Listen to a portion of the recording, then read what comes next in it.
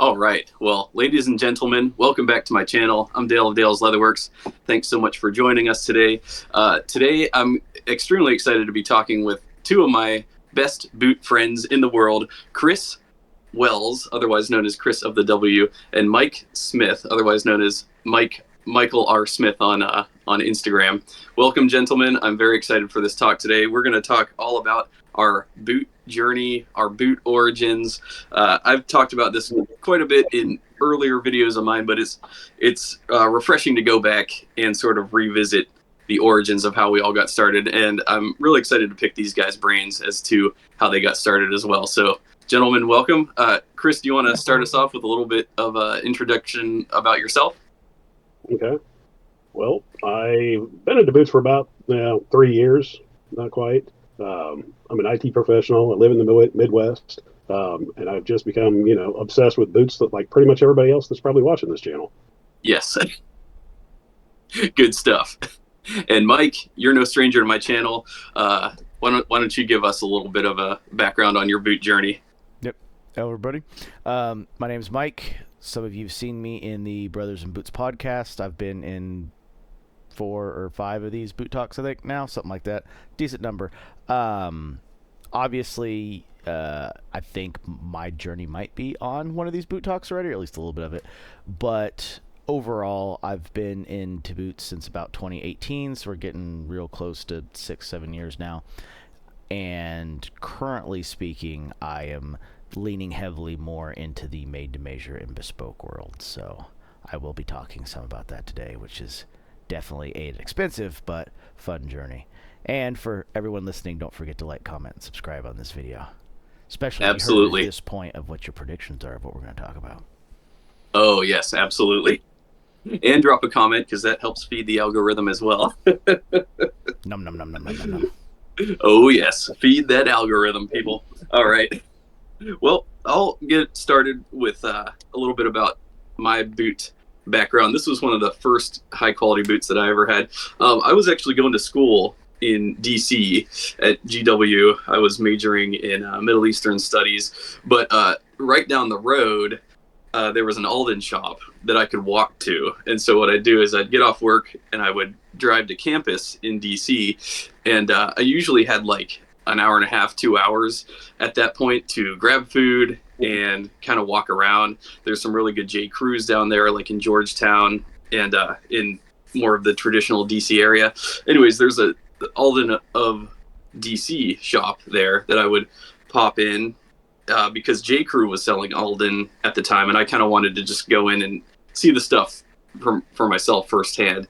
And that's where I ended up buying, well, my first pair was on the Grant Last. I did not know what I was doing, but it was Color 8 Shell Cordovan on the Grant Last. I have since sold those off years ago. I did not like that Grant Last at all. But this is one of the first pairs. This was basically the second pair that I got from that shop, the Alden 405 Indie Boot. And this just, it rocked my world. It was like stepping into a new dimension, if you will. Like, I never wore something so comfortable and well built in my life, and I still have this original pair dating back to I think 2013. So I've had these like basically 11 years. And then that led to other Alden purchases. I had some 403s, but I actually ended up swapping those out and getting these. This is called the what are these called? The Innsbruck Indy from Epaulet in New York City. Yeah, this was an original.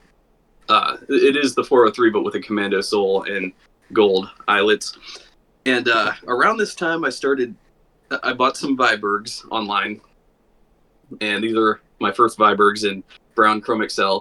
Just fell in love with the last and the workmanship in these. And then while researching Viberg, 2014, I found Truman Boots, and I made my first purchase through them. These are my first Trumans in black chrome XL. This is when they were still located in Pennsylvania. And so this is well before I knew Vince Romano, in person. but yeah, around this time I was just obsessed, like getting into it, getting into all the Chrome Excels, and then this is another pair from Epaulet in New York City. This is the Navy tanker boot. Navy Chrome Excel tanker boot that I got from Epaulet, and absolutely love these. Was wearing these religiously during that time, and then so this is another first pair of my Aldens. These aren't technically Aldens, but they're made by Alden. These are from Brooks Brothers, and a friend of mine sent me a $200 coupon because I was super cheap at the time, and I got these $200 off. So I got these for about $350, but they're Aldens. They're built on the military last, snuff suede, and big influence at the time was Instagram account In8 Cairo. He had a close collaboration going with Adam at Alden of Camel out in California, and Andrew Carr, he was getting like 10 new pair of Aldens a month. He was like getting the volume of Aldens that he was getting was just insane at the time. He was posting them, and so he inspired me to hop on the snuff suede train. And so these are probably 2014 time frame. And then fast forward to 2016, I ordered my first pair of Grant Stones. These are the Grant Stones in Natural Chrome Excel, otherwise known as Dune Chrome Excel. And then I started my channel. I'm like, you know what? None of my friends or family want to hear me talk about this stuff. I need an outlet to actually speak boot language into. And so I just started my channel. I had no idea what I was doing. Very rudimentary operation, just filming everything on my iPhone and just talking about it and just letting my passion air on the internet. And some of my videos did very well. My first ever video. Okay, so let me backtrack a little bit. My first ever video was, I think, in 2013. I had the Alden 405 and the 403, and I just, in my bedroom, nothing fancy. I just compared the two, how they have aged, and it was very rudimentary, and it's still to this day my most viewed video. I think it's up to like 50,000 views or something. It was just me in my bedroom, like pointing my camera down at them and talking, like literally nothing fancy. And I didn't upload another video after that for like a year and a half or 2 years even. It was just hey, let's put this on the internet, and just, I had no plans to start a channel at that point. But yeah, once I got my Grant Stones, then I was like, okay, I'm going to actually lean into this and start really talking about them, because there seems to be an audience out there and an interest. My whole goal was to sort of be that ambassador for guys like my age, like who are nervous about spending $500 on boots. And I just kind of wanted to walk them through the process and show, like, yeah, you can spend this money. It's a large chunk of money, but what you get is really good. And, you know, sometimes when you're going to invest in something, you need somebody to sort of hold your hand. That's been my vision since the start. Like, let's just, on a, you know, not from a marketing perspective, just from like a bro perspective, what the process of getting these boots is like, what you could expect in terms of fit and how they age and all this stuff, like just in pragmatic terms. Just, you know, I wanted to be the guy on the street with the boot knowledge. And so that was sort of that's my whole long-winded origin story recap. So yeah, that's it in a nutshell. Do you guys want to add to or anything from that you want to reflect on? I'll give you a great one. You know, it's a shame that Aldens don't cost the same amounts as they did in 2014, especially for the quality these days. Definitely. So so true. I say that you know, for everybody here, all boots are getting more expensive. If they're not made outside of the United States, it's getting tough. Like, even like the P&W guys are getting close to stock prices of like $780 without specialty leathers, and from there it's going up. Definitely. And, you know, I mean, for most people, when the couple of customizations they want a pair of Franks, it's inch and real close to $1,000 with one of their specialty leathers. So it's just one of those things. And it sucks too, because it's not like leather's ever going to get cheaper, labor's ever going to get cheaper, their materials are ever going to get cheaper. So the only thing they could do to bring the price down is sacrifice the stuff that everybody wants from them on it, right? That's that, and we're going to probably continually see that across the board over the next couple of years until something in the market gives. Absolutely. Speaking of Franks, Mario just sent me some new Franks, and I'm going to show those off right now because these things are just tremendous. Oh, there you go. Chestnut Latigo, and is that Sesame Double Shot Upper?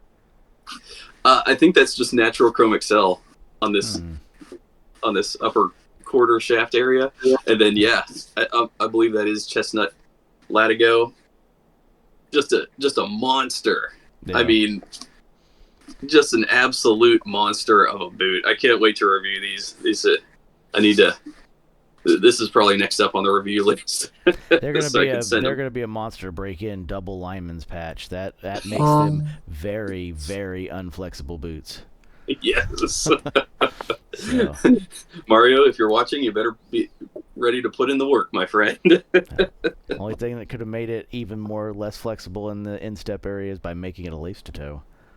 That would have added just a little bit more lack of flexibility. But I mean, they're oiled. Especially for the average boot guy, it is hard to get away from oiled Latigo or Latigo, however anybody wants to say it. It is kind of like, one, Wicket and Craig designed it as a that's definitely a structured toe. So in the H&W lasts, they will naturally have this little droop right here. Sorry, I said H&W, I meant P&W. They'll have a droop. Yeah. Anything structured will bump up, and you can see the bump up where it's almost a little bit of pull up on the tip. If there's pull up on the tip of the toe, it's 100% structured. There's no way to get around that. Right. I'm knocking on it. I think there's a steel toe in there even. I don't know. It could be double celastic steel toe composite. Yeah. But it's hard. Oiled Latigo is kind of the perfect boot leather for most people. It fixes all the flaws of Chrome XL. You don't have to deal with any Chrome 10 nonsense, and just overall, like between rolls, where it, if Dublin was Horween's perfect alternative to Chrome XL, which spoilers it is. Oiled Latigo is the perfect Horween replacement if we're not talking shell cordovan. So. Absolutely. I agree. I absolutely love Latigo. It's just so good. Veg tanned. I've always been in love with this like ruby red color that they have. Yeah, and the pull up is just tremendous. Yeah. The brown's pretty cool too. It's got a lot more reds than I expected as well. The brown oiled Latigo. Frank's has at the moment. Yeah. Jeff's Rikers with the green canvas or that color. I personally lean towards the chestnut and the tan. Unfortunately, I do actually own more than one boot in each of those colors. That is not unfortunate. That is fortunate as well. It happens of circumstance. The extra tan came from Wesco, and the extra chestnut came from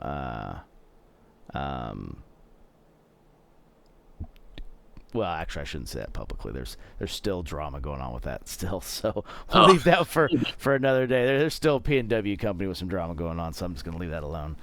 There's always drama, Yeah. I think of it kind of like restaurants in a way. Like I'm friends with a lot of the restaurant owners in Baltimore's Little Italy, for example, and they some of them are great friends, and some of them just hate each other, and it's just the territory. When you're in business, you'll like other businesses that are doing the same things, and you won't like some of the guys behind the scenes. And it for me, like I look at Roseanneville, he sells kilties, and I love them. I repost them all the time. Or like there's a really good bag maker called Henwood Leather on Instagram. Yep. I repost their bags all the time. Like from my perspective, I want more leather workers out there. I'm not threatened or intimidated. I'm not seeking to be the only maker out there. God forbid I'm the only maker. What a nightmare that would be. Like the volume I'd be dealing with. Like, you have to be a real business at that point. Yeah, exactly. Yeah, so I'm just all on board with just having a wide variety of options on the market. I think it's awesome. And so yeah, Weston, he's making kill tees and making cool products, and I'm not threatened. I'm not sad. I'm not self-conscious about it. I love it. And one of my big worries when I started making belts is my friend Isaac at Pigeon Tree Crafting going to get mad at me, and he was cool about it. He's like, no man, we need more belt makers, like, good for you. And I'm like, see, that's how I think it should be.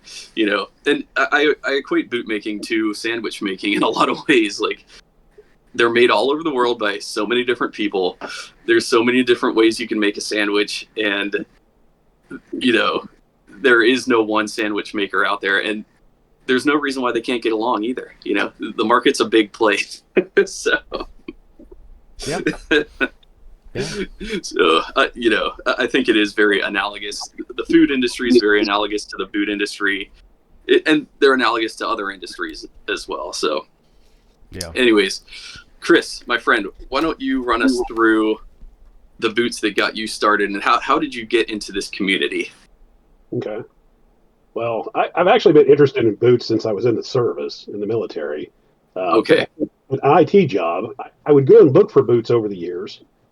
For the most part, you had work boots and you had dress boots. You didn't really have anything in between like what we do now.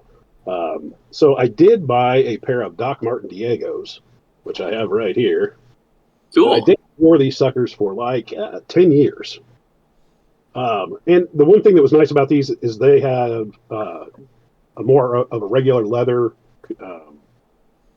surface on these that you can polish. Yeah. It wasn't the plastic leather. And I went to buy a replacement. I was going to buy this exact pair, and Doc Martin had discontinued them. Okay. So had they not discontinued them, we wouldn't be having this talk. I would have bought another, 2 pairs of them, and would, happily be destroying my feet that much more. Yeah. So I started doing some research, and I came across Rosanville's channel. And okay. There's a video where he cuts Doc Martens in half and learned, how horrible they actually are constructed. And back then he didn't have a lot of videos, and this was about 3 years ago. So I started watching a few more of his videos, found other content, started watching Stridewise, Boot Spy. Remember seeing your first video with Nick and your huge collection, which is what I think half of what your collection is now. Yeah, oh yeah. I was up to 75 at the time. Yeah, something like that.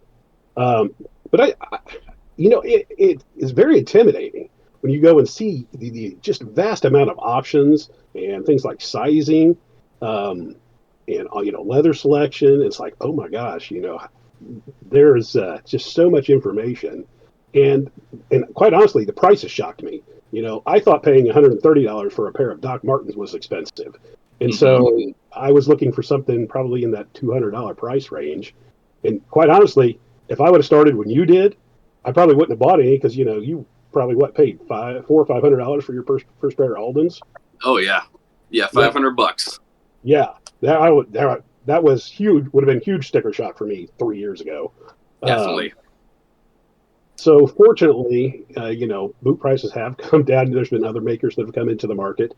And my first pair was HELM, Zind, and the Olive.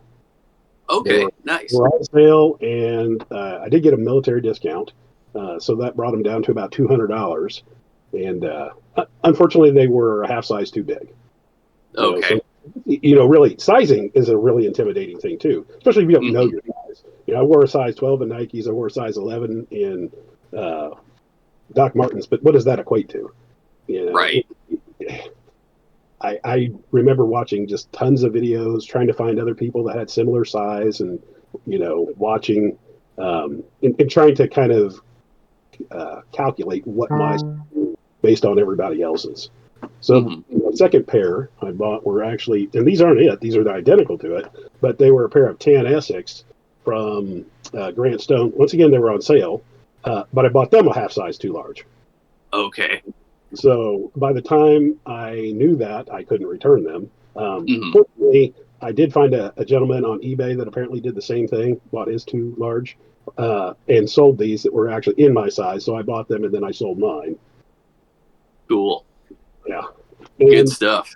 yeah, that was probably July of 2022. And since then, I've bought, I think, 18 more pairs. Cool. So I went to buying, I think, 4 more pairs of Grant Stones. Then I ran across, saw an Instagram pic for these boots. These are Caswell oiled shoulder, caramel oiled shoulder, which I absolutely fell in love with the leather. And now I'm 7 pairs into Caswell. Cool. Awesome. So I've bought a couple pairs of Crewmans, 2 pairs of Bordon, and a pair of Blackbirds, and another pair of HELM. Okay. That's right. And yes, you're the one that actually sent me the Blackbirds to review, and I got to meet remind me of his name at the yeah, what is it? Sorry. Sandeep. Sandeep, yes. I know there's Sandeep and Pradeep. Okay, so I met Sandeep at the boot camp. Yeah, super cool guy. That's I really like the guys behind that brand. They're really cool. And yeah, as this progresses, getting to meet people, that's the sweet spot for me. I really want to know the people that are behind the scenes making this stuff. And yeah, the other Indian boot maker, what's their name escapes me at the moment. Bridland? Sorry. What's that? Bridland? No. Shoes. I just reviewed them. Oh, well, yeah. So what? I know what you're talking about. It's like Crown and Glory or something. Yeah. Oh, yeah. Glory. Craft and Glory. Yes. Sorry. That's the other thing. Like, there's so many brands out there that I haven't even scratched the surface yet. And it pains me to know that, because I really want to support everybody on my channel as much as I can. And yeah, Craft and Glory, they're super cool people as well. I've been talking to them, DMing with them the last couple weeks. Yeah, super appreciative for what they do. They also make fantastic bags as well. All in. They don't use it's interesting because they don't use cowhide. They use water buffalo. Yeah, buffalo hide. Yes. So because the cow is sacred to them. So yeah, any boots that you get from them, it's most likely going to be buffalo, which is very similar to kudu in my experience. But yeah, so well, super cool. And Chris, you were in the Army, right? Yeah, well, in the Indian National Guard. Oh, okay, that's right. And how long did you spend with them? I was in there for 6 years, so it was kind of interesting. When I was in basic training, we went from Desert Shield to Desert Storm, so that was kind of a fun time to train. Wow, I believe it. But yeah, it was. I think they were going to send everybody that was regular Army over to the desert. Okay. It was around 2 weeks after we got out of basic and AIT that the war was effectively over, so nobody ended up going. But cool. Definitely an interesting time to train. We didn't know if chemical weapons or anything like that. So right. Yeah. Weapons of mass destruction. Yes. Still waiting to find those. Well, I mean, the answer Just is kidding. simple. It's called oil. Yeah. Yes. Exactly. Black gold. Don't touch the boats. Yeah. Precisely. One thing on my journey, trying to be as frugal as possible. I was trying to also look at, things like used boots and thrift store. And those are interesting because a lot of the brands that we buy, you don't find, especially like in thrift stores. You can get things like Allen Edmonds and, some more traditional brands, which does help with sizing. Mm-hmm. Definitely. Especially if you can pick up a pair that you think are in your size for, from like shopgoodwill.com for $20. If you give them away, that's not that big of a deal. And that is probably a little bit better than, doing a branding device. It actually gives you, kind of a fit and feel, and then you can compare to others. Definitely.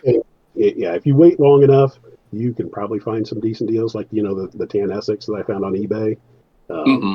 There are some other places. I've never bought off of Reddit, but there are Reddit subreddits that are dedicated to selling boots and stuff like that. I think the Stitch Down Discord is a really good place. You can get some good deals from people. Definitely.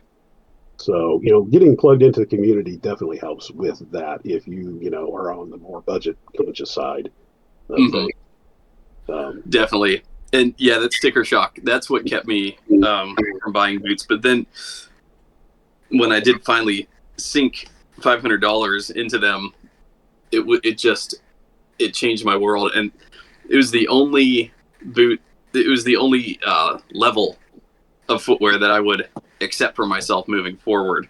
So along those lines, I went to cook some burgers the other day and thought, I occasionally splatter some grease, so I'm going to, not wear any of my nicer boots. So I put the Doc Martens back on.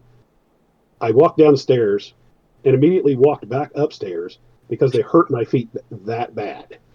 Yep. So I didn't throw them away yet because I knew we were doing this talk. But as soon as we get done with this talk, these boots are going in the trash. They're absolutely horrible. I could not believe that I actually wore them for as long as I did. And right. How much my feet have adjusted to, quality boots, and what a difference it makes. It's absolutely. I don't even own a pair of sneakers anymore. Oh, cool. I haven't for 3 years.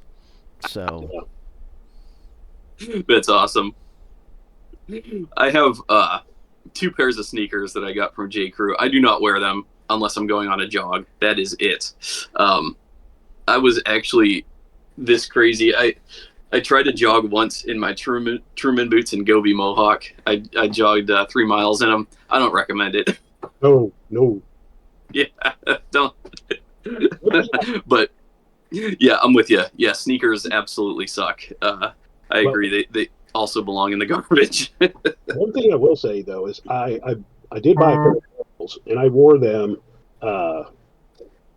one of the days before the boot camp when my wife and I took a tour of New York, and I had just gotten them broken in, put over 15,000 steps in them, and my legs and feet felt just like if I'd worn my boots. So once again, good quality sneakers, do support your feet. But you are spending more than what you would on a pair of Nikes or. Absolutely. Yeah. Gorals are getting close to boot money. Not to mention they struggle with the widths. So if you're a D width, I am. Enjoy the world. Double F here, 4E. So you can ask Dale. He's got a couple of pairs of my boots sitting there for sale. I think half of them have sold, but don't move quick. Yeah. You're not going to find for sale used pairs of them unless this guy's selling them. Right. Yes. It's absolutely a little bit of a different world there, but I will counter your argument, Dale. I actually do jog in my boots. Oh, you do? Really? Yeah, I just try to keep CF Stead leathers for that, like Kudu, Crazy Cow, Rambler, stuff like that does very good for that kind of stuff. Cool. And I think they're well broken in by the time you do that, like the footbed. Funny enough on that, break-in doesn't really bother me very much. Okay. But to be fair, I think I've been in a constant state of break-in for 2.5 years now. And thanks to the Thunderdome, I think I have 5 pairs sitting there. They're ready to be broken in. I've got at least 3 monkeys from Frank sitting there. CF Stead Winter Smoke Rambler from Bounty Hunter, which is whites, but it's Kyle from Baker's. In the evenings, I am working on a pair of Tahura and a pair of Renavs, so those are started. But I know I at least have those 4, and if I went out there and look, it might be more than those 4. But I know at minimum I have those 4 that are still in the list to get started on the break. And I do have my Blue Palisades Bisons from Frank's coming at some point. And then Frank's it does have a mock toe machine now, so they will be doing mock toes at some point this year. So I've got some Crazy Cow couple in the closet that'll become that, and a test hide I'm trying to get from Wicket and Craig in natural oiled Latigo. Right on. So I'm excited to see that Latigo. I'm always I'm always fangirling over Latigo. Yeah. Well, Mike, you've just inspired me. I'm gonna once I get my weight down a little bit more, I'll start jogging again, and yeah, I'll try it out in my boots. Yeah, like I'll admit I could run in these, but I don't do long jogs. I'll do sprints. I'll sprint in my boots, but I don't do like 3 miles in a boot. It might be because I don't ever wear sneakers at all. That the weight difference, I don't feel it anymore. Okay. Now, like, I don't do yoga sense. in my boots, but Yeah. that's more so because why would you? Typically, you do that barefoot, anyways, right? Correct. Yeah. They have those like barefoot Vibram socks that you put on. You know, the 5-fingered toe things, barefoot shoes or whatever. Some Right. people do it in, but I just do it barefooted. I mean, Makes sense. I probably could. I've never tried. It's probably possible. I don't. Yeah. I mean, maybe not Yeah. a leather-soled boot. Definitely not a leather-soled boot, but it's probably doable. Right. The Right. biggest thing is don't fall under the trap and try to run in a pair of wedge boots. Everybody forgets wedge boots don't actually flex. Your foot rolls in them like a cast. Yeah. That's a good point. Very good point. What kind Definitely half sole. Yeah. Yeah, definitely a half sole. Maybe a Dr. Soles or like they call them the iron weight, which is the one that White uses. It's the like mini lug half sole. Do you have a pair of White's MP Sherman there? I think you do. I have these here. Nah, that's a full lug. That's a unit full lug. Okay. There's a style. I don't own any in it, but it's called the mini lug, but it's not the 403 or the 435 mini lug, which is the actual mini lugs half sole, and it's Okay. non-branded, even though Vibram makes it, and it's a thin, about this thick mini lug that kind of looks more like a Commando with really short lugs. It's the main one that it's on the White's MP line. Bakers, you know, you can order anything from White's on it. Generally speaking, a lot of stuff doesn't come on it, but it's that thin one that's most people call it the Commando mini lug, but in their catalog it's called the Iron Weight mini lug. Okay.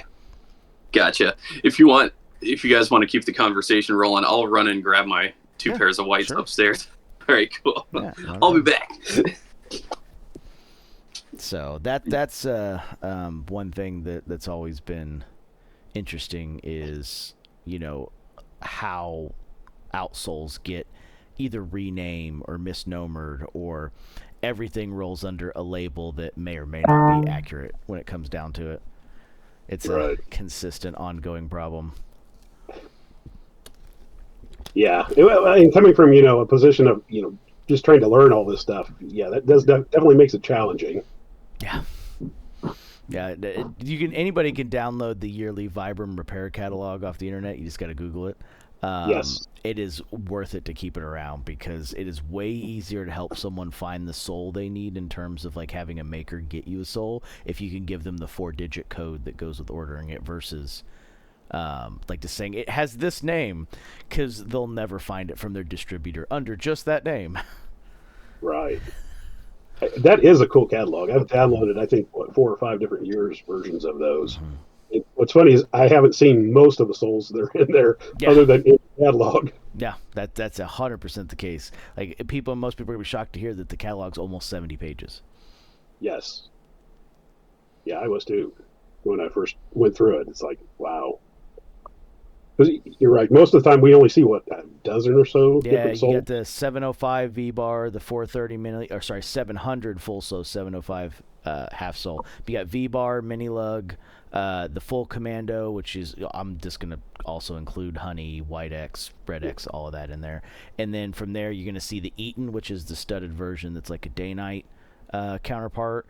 The Christie wedge, the casual wedge, which is the 2021. That's the rippled one, sand, black, brown, so on and so forth. And you know, once you get past those guys, that's the majority of what people see. You maybe see the Western comp occasionally.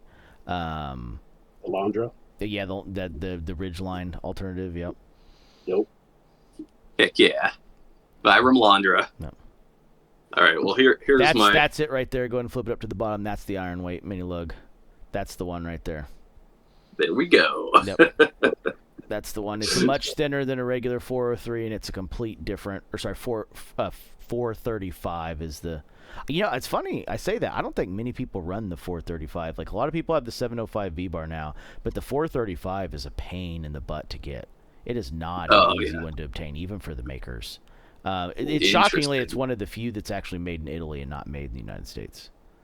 Most of these soles I didn't know we're talking about are U.S. made, but yeah, that 435, if you look in the catalog, it's got Italy under the flag. That's another cool thing about the catalog that we were talking about a second ago, is it tells you where each sole is made. There's a little flag notation next to the number, and it tells you exactly where every one of the soles are made. Which catalog are we talking about? That's the Vibram repair catalog. They put it out each year. That's where you can get the listing of all the soles. Cool. I didn't know that. Yep. It's kind of like the Sears catalog for boot nerds. Yeah. Awesome. Is it digital PDF or do they actually physically send it? No. Okay. I'm sure there's physical copies of it. It looks like it's designed to be printed based on the way you scroll through it. Okay. Yeah. I'll have to pull it up here. You do a Google search for it, you'll find different years versions of it too. So it's kind of interesting to see, soles that they've discontinued and new soles that they've added. Yeah, definitely. That's awesome. Yeah, I was going to ask you guys, so is there other than just seeing the boots like on Instagram or on the internet, was there any other reason that caused you to be drawn to boots originally, like a celebrity or a movie or, some sort of media that drew you in initially? Nope. Mine is rather boring, actually. I was buying 3 pairs of tennis shoes a year, destroying them because my feet are entirely fucked up. And at $360 in Brooks tennis shoes a year with my $250 custom insoles to solve the issues I was having with the sesamoid bones in my feet, $400-something for a pair of Knicks didn't sound like such a bad idea at the time. I could basically pay for a pair of boots a year. Because of that, it wasn't a hard leap for me from that. I was looking for something that would last longer, be a little bit more sportive, and, the idea of a leather footbed conforming to your foot and essentially creating an insole appealed to me because I had 2 sets of insoles from Foot Levelers. Great U.S. company. Their stuff's expensive and it's quality. It works. One of the pairs of insoles I've had for 5 years, and all the support is still there and functional in all the right spots.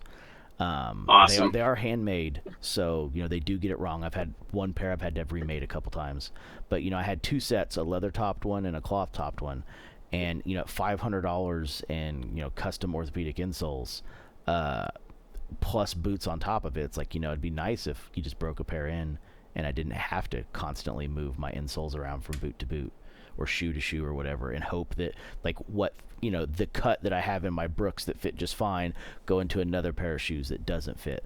So I set one up for dress shoes and I set one up for tennis shoes, and that's how I moved them around. I just kind of got tired of moving them around, one. And then number 2, they didn't last long. I beat the crap out of tennis shoes. After 4 months, I had no tread left on the bottom. I was rolling over the side. There was no sidewall support left. Like, the bottom was destroyed, and I was starting to destroy them through the quality insole. So it was a consistent lose. So I was buying 3. Now I'd be smart about it. I'd try to get last year's Brooks models off Amazon for like $80 instead of the $130 they are brand new. But that's only sustainable for so long, especially because I was ordering them in 8.4E. So, how many 8.4Es did they stock? How long did they keep them in? Blah, blah, blah. Because I really needed the 7.5, but the 7.5 4E wasn't wide enough. My toes kind of pushed out the sides a little bit. Gotcha. Very cool. How about you, Chris? Were you drawn in by any movies or anything like that? No, mine was really just based around experience. Having combat boots in the military, just having the additional, thickness of the boot, the sole of the boot. I have very sensitive feet.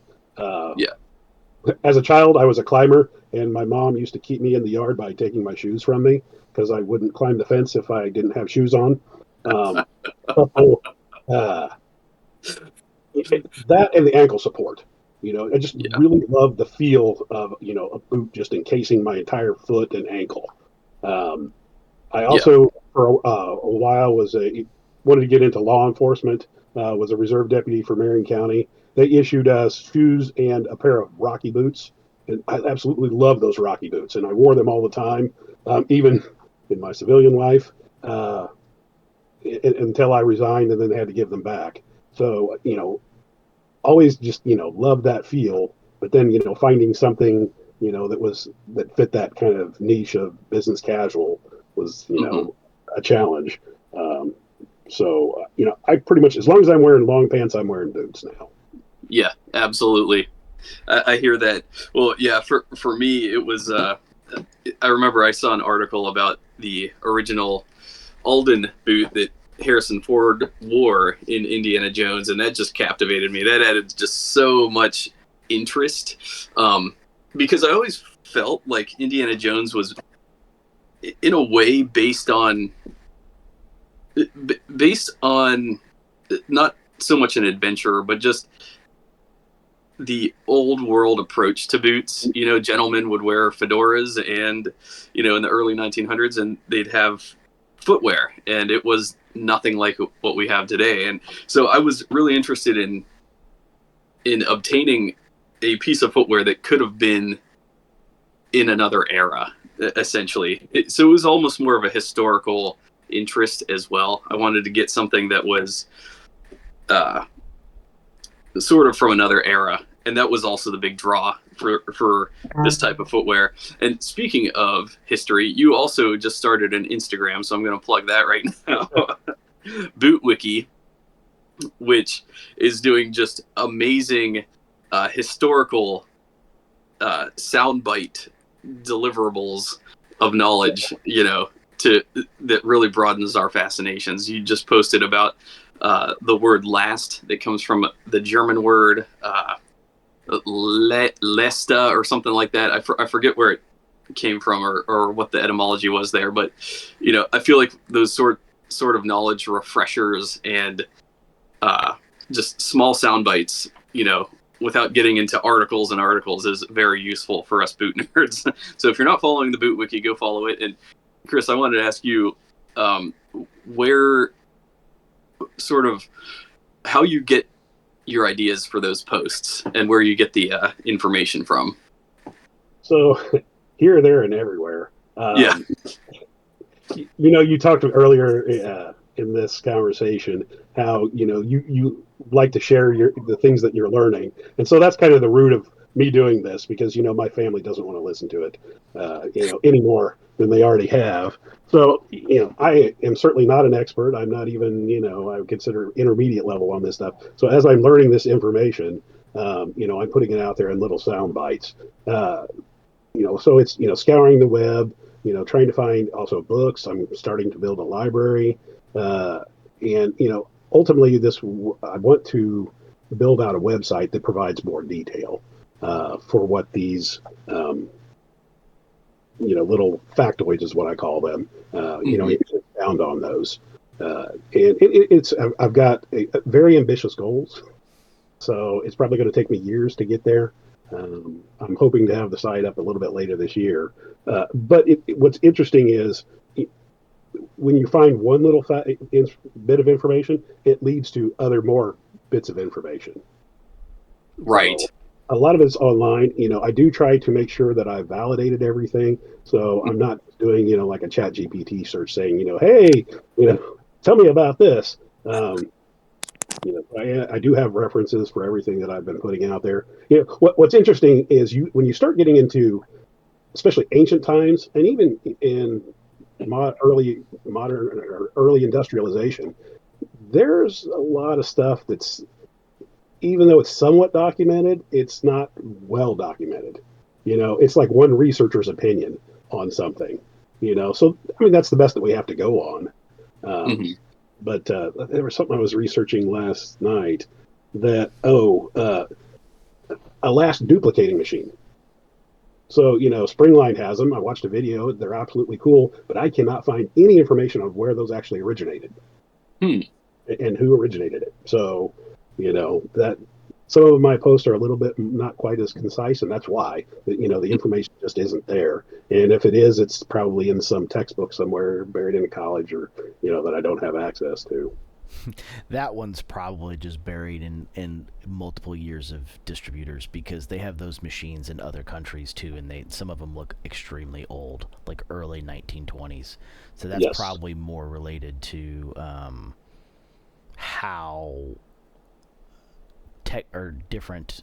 Like, if it wasn't for the way Landis Sutton is now, we would know nothing about their machines pre-1960. Like, the fact that they've provided that information and kept it out there for their outsole stitchers, their Type K, whatnot. The reason no one works on Rapid E's is because Rapid E's really haven't been made since the 70s. And when they break now, they break. You hope you can find someone that has parts on it. And it's just because that company is, one, still around, and number two, cares about their history enough to tell people about it, that you have a lot of that, previously available information. A shocking point is, even like big, huge bespoke brands like John Lobb that everybody's heard of, even they struggle to get you information on boots made like pre-2005 when they made a large system change. They have to actually go find their older employees that hopefully haven't retired to figure out how to read the old numbers to go look that information up on paper. And that's just pre-2005. Like, this isn't like a pair of 1980s. This is like pre-2005. Like, so for their bespoke customers, there's probably pretty well documented, especially with their last library of, your information to find everything that's needed somewhat easily. But once you start stepping away and getting to their made-to-measure and ready-to-wear lines, like, even they struggle to, like, if you gave them the serial number on all boots have a serial number stamped into them. They're usually some combination of the year it was made on, the last that was used, the station it went through, or something like that. The whites will have it. That's a waxed flesh, so they'll probably rub out. Unfortunately, I think every pair I have here, you're probably not going to be able to. English Bridal might have a chance. Yeah, let's see. Can you guys hear me all right, by the way? I had to switch my... Yeah, no, you're good. Good? Okay, cool. I had to plug in my iPhone, sorry. It's already on low. Yeah, this one's mostly rubbed out, but it's in here. So, let's see if I can get this to show up on camera. I got one on the inside of my Aldens. Not sure if that's showing up, though. Yeah. 8.5D. What's that mean? Yeah. So if you... 14.02. So it's there, but that is not coming across well. Let's try it from this angle. Yeah, right there. So you see 8 and then 1.7. So 8 means it was made in August. 1.7, 1's the sewer, 7 is the bottomer and finisher. So that's how the numbers on this worked at that time, right? And that's a pair of Franks. But every one of these is going to be different, right? Yeah. Whites actually punches. Yeah, see, these are too old for that. I didn't think I was going to be able to read it. And it's a waxed flesh as well, which makes it even harder for the numbers to stay in. Right. So once you rub the wax at all, they're pretty much gone. Like whites and nicks, they have a code that kind of tells you what year that's made in them. But anyway, so every manufacturer has this, and you'd be shocked that, like, just going pre-2005, makes a ton of them extremely difficult to do. And just kind of find information on. So it's not shocking that, pre-1950s machines are difficult to find. I'm shocked that we actually even know a Blake Stitcher as a Blake Stitcher, right? Because it's a McKay lock stitch, and it's made by the McKay manufacturing company. Right. Stuart Blake developed the Blake stitch, and then 6 years later he sold it to McKay, who fixed the machine up, made it way more usable, fixed a couple flaws in it. So really, while we call it a Blake stitch and it's attributed to Stuart Blake, it's really the McKay company that did almost everything with it, especially in how we use it in the modern aspect. And the fact that, like, we could go pull that information up is insane, because this all happened in the 1860s. Wow. So... Well, and I think, a lot of that, especially through the Industrial Revolution, people were just making stuff to make money and try to live. And so, they weren't documenting it. You know, Right. and you did have true artisans and skilled labor working these machines. So, you know, they weren't writing, you know, a how-to guide or, you know, to teach somebody else. That was on-job training. You know, you had an apprentice and, you know, so they weren't writing this stuff down. I mean, I don't even know how many people in those kind of jobs had that much education. Yeah. Right. Well, it's a strong chance they could have a lot or a little, right? The other thing is we forget, you know, company secrets were a thing back then. Like, you know, Yes. the 11 herbs and spices of KFC that's still well protected to this day. It isn't until the 1960s that a lot of this information becomes more freely passed around versus, you know, a close guarded kept company secret. I mean, we forget that telescopes for a long time were literally had two countries that hid how they made their glass lenses as a national secret. Right. That makes sense.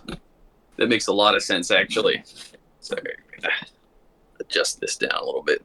Yeah, I was talking, or sorry, not talking. I was listening to the Stitch Down podcast that was just released, and Ben interviewed a guy who is a bespoke shoemaker, and he was saying that he could trace back 15 generations of his family making shoes, and he said that it was a very low level craft. Like, if you were a shoemaker, you're essentially almost on the same level as, you know, those old poop scoopers in England that would clear out the canals of it was a very low status it was a very low status job, essentially. Yeah, like there's one on every corner.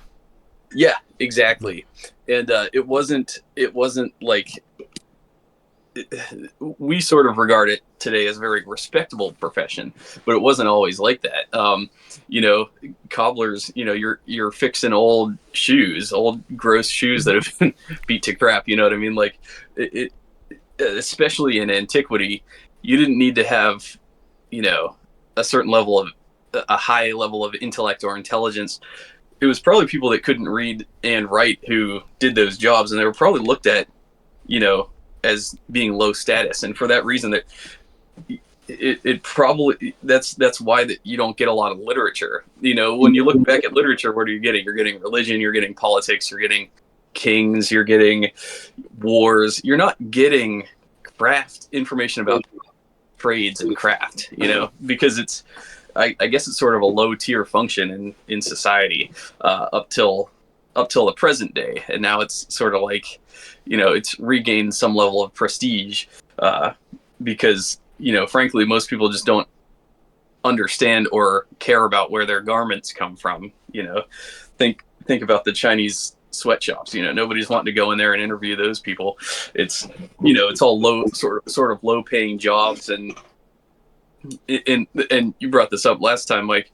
It's often a low skill job too. It doesn't take a lot of skill to do certain things in boot making. You know, like, I was able to pick up leather work almost overnight just by watching a few YouTube videos, because everything I know about leatherwork I learned in Woods class in high school. Essentially, it's the same skills. You know, leather and wood are very much a similar material. You know, they're both warm, they breathe, they have grain.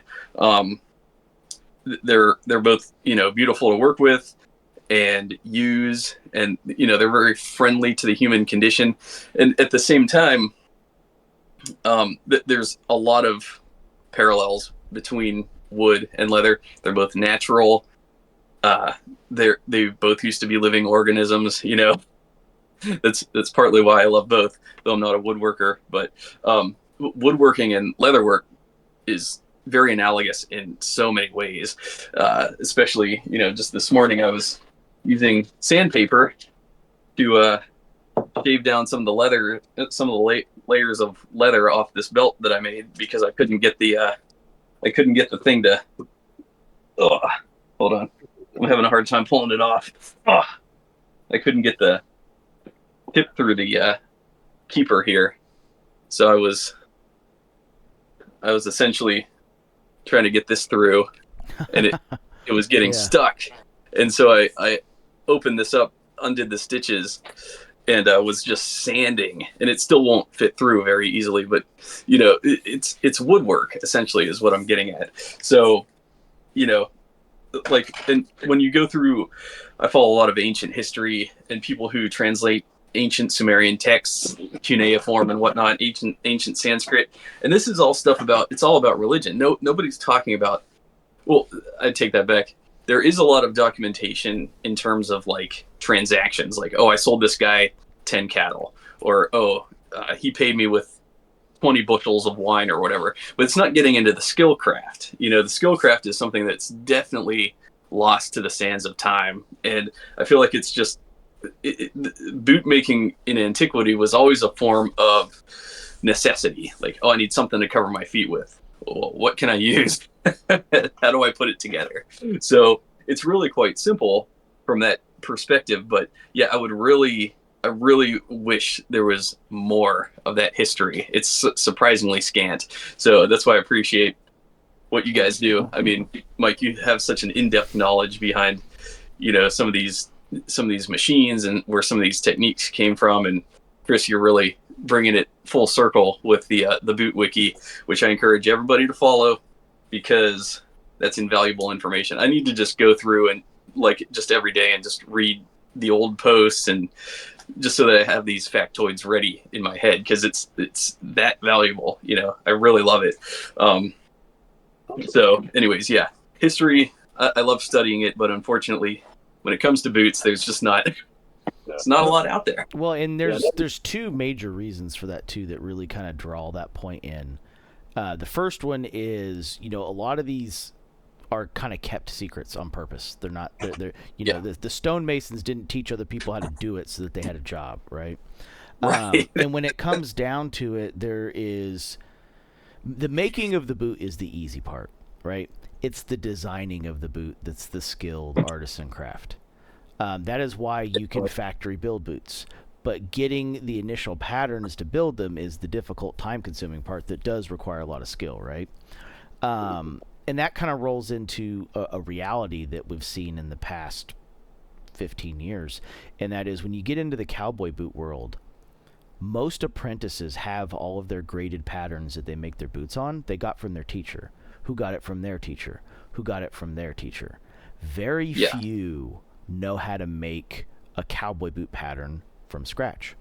So Dennis from Custom Craft made a pair of cowboy boots recently, and he reached out to Flora Knight, who I'm wearing her bespoke boots right now, and asking for help on making the pattern. And Flora's like, to be 100% honest with you, both me and my teacher haven't made patterns from scratch. What? We have graded patterns that we've gotten from our teachers. So every pattern we've made has been based on one of those pre-existing graded patterns. So he ended up, she got him in touch with Lee Miller from Texas Traditions. It's one of the very few that can make an actual cowboy boot pattern from scratch and knows the theory behind doing it. And Lee's in his 70s, so he's, who knows how much longer he's going to be doing this. He's been making cowboy boots since like 1976. That's wild. Yeah, his teacher Charlie Dunn made boots up until the age of 92, I think, in like 1999 or 2000, something like that. Okay. But yeah, I mean that's and that's part of it is there's a lot of these pieces that like have just been passed down over the years. I know a lot of the bespoke guys in England, collect the tools whenever a maker retires, and they have a collection of tools that they will pass on when they retire. A lot of these things you can't just necessarily go out and buy. Now, in the U.S., we have C.S. Osborne, who still makes a ton of this stuff still. And obviously, with, leatherworking growing in popularity, Weavers brought back a ton of old designs in their master tool line, right? And then Rocky Mountain can get you tools from around the world. They do a real good job at keeping that stocked. I mean, they're not cheap, but, if you ever worked with a shitty skiver, you'll learn real quick why a $150 skiver is 100% worth it 11 out of 10 days in the week. Yes, I know there's only actually 7 days in a week, but you'll figure out that there's 11 days in the week when you're using a cheap piece of shit Chinese skiver. Absolutely. Yeah, a good skiver should be able to shave, and I still don't have. Yeah. I need to invest in a higher end one. I would suggest for a hand skiver for edges, Ibex Toolworks on Instagram. There's a guy named Rich. He's out of Utah. Makes fantastic skivers that are not like your French style skiver. So the French skiver, which is what people are used to seeing them do cut, hold, fast channels and stuff like that in.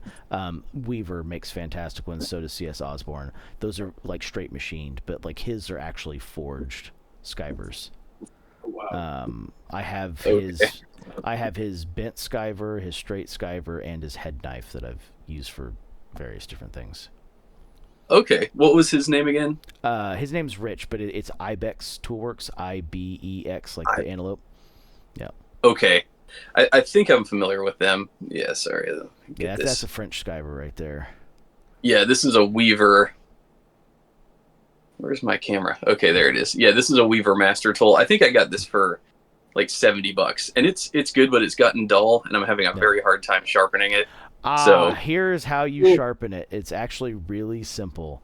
So skive a piece out, take the piece, the excess, glue it down to a block, cover it in rouge, and just pull across it. What's rouge? Rouge is a metallic sharpening paste. So you could get it. So like there's green, red, blue. There's diamond paste and stuff like that. It's just strop paste. Okay. And you essentially create a strop that'll sharpen it because it's going to create the perfect negative to sharpen the inside of it and polish it. You just polish both sides with it. Interesting. Okay. Cool. Thank you. I've been using fine grit sandpaper. Oh yeah, no. Yeah. You need to use like 2,000 grit sandpaper to even have a chance. Really? Okay. Oh, yeah. Those diamond pastes go up to like 8 and 12,000 grit. Okay, so, got it. Yeah. Because this is not shaving the hair off. Yeah, so when I'm skiving with the hand skivers, because the skivers I'm talking about are basically knives, right? If you tried to do that with your arm, you'd cut yourself. Like I strop after every 5 or 6 inches of cut. Really? So, yeah. Okay, and what kind of leather would you recommend me do that on? Like, I have my veg tan. Herman Oak. Herman Oak. Yep. Really? Okay. Good to know. Herman Oak or Wicket and Craig natural Latigo. Nothing with dyes in it. It'll make it easier to know, like when you need to give it a light sanding to get some of the metal particles out of it. Wow. Interesting. Yeah, I hear about that tooling leather, essentially. Grantstone references that on their website, and that's probably, I remember Phil at Ashland Leather talking about sharpening razor blades with shell cordovan. Yeah, it was originally a razor strop. Yep. So Chrome XL is originally a head gasket for a car that became aerospace gaskets, and shell cordovan's originally a razor strop. One side is the so the jack glazed side, right? Would be the rougher side that would take out a lot of the big burrs and nicks, and then the interior side, that's the finer side, would be the fine polishing that would have the strop paste on it. Okay, awesome. Yep. Very cool. And then that's why it's naturally so oily is once you put the paste in, it should refresh itself with oil. It shouldn't need oiled on a regular basis. Fascinating. Man, that's good to know. Well, here's some double shot. I'm just going to try it off camera. I know on the shell, Phil at Ashland Leather on their Full Grain podcast talks about how shell has some micro abrasions in it naturally. Yeah, so it's essentially a waxed flesh, right? So when they take the epidermis layers off to free it, it becomes a nubuck, right? So what they do is they put the jack glazing on it, and then they use an old plenishing hammer or large heated glass rods after that jack glazing is dried to flatten it out, and it goes back and forth over the top of it like this and burnishes as that real shiny color. So the reason you see shell in multiple colors as you move it in your hand is you're actually looking at a finely burnished wax flesh, and you're seeing the difference of how light passes through the fibers. Yeah, here, let me send you something on Instagram real fast from Shinky of them they've taken like an old car plenishing hammer for shaping metal, put a glass rod on it, and turned it into a machine that actually makes that they polish all their shell with. It's pretty cool, actually. No kidding. Wow. That's awesome. Man, you guys are a wealth of information. It helps when your job, constantly requires you to learn new information. I don't know if it's, that it's because our brains are sponges for, most of the time useless information that drew us to IT, but it helps one way or the other. Yeah. Absolutely. Nice to Yeah, Instagram, Chris. Cool. Yep. Yeah. All this information is crucial to retain. That is my mission in life. Yep. It's also how shell heals, is those fibers laying back down over themselves. So scratches and shells, the fibers can lay back down over themselves like rough out. That's how it quote unquote heals itself. Okay. Very cool. Well, speaking of shell, hold on, I'm gonna go off camera again real quick.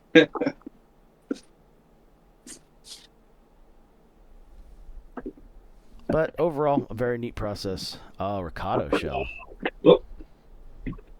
Like Shinky, they do a much different finishing process. It's not the same jack glaze. It's very different. And Mercado does a different one too, don't they? Oh, they do multiple ones. So Ricardo's like Merriam. Like Ricardo, you can kind of like order as you want. So like not that's Classico there, and I think Dale also got the marbled and the museum. So, like, you know, if you ordered from Merriam, right, like they have their Classico, they have the reverse, they have waxed, they have museum, they have marbled, and then they have, I can't remember what they call their hatch grain, but they have a hatch or a scotch grain, right? And you can mix and match, right? Like you could do a reverse with jack glaze, you could do a Classico with wax, you could do a Classico with the jack glazing finish. Yeah, there you go. There's the green museum right there. Yep.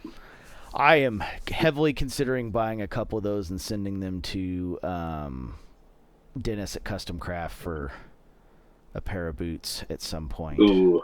Probably next year at this point. Mike, that's gorgeous. You need to do that.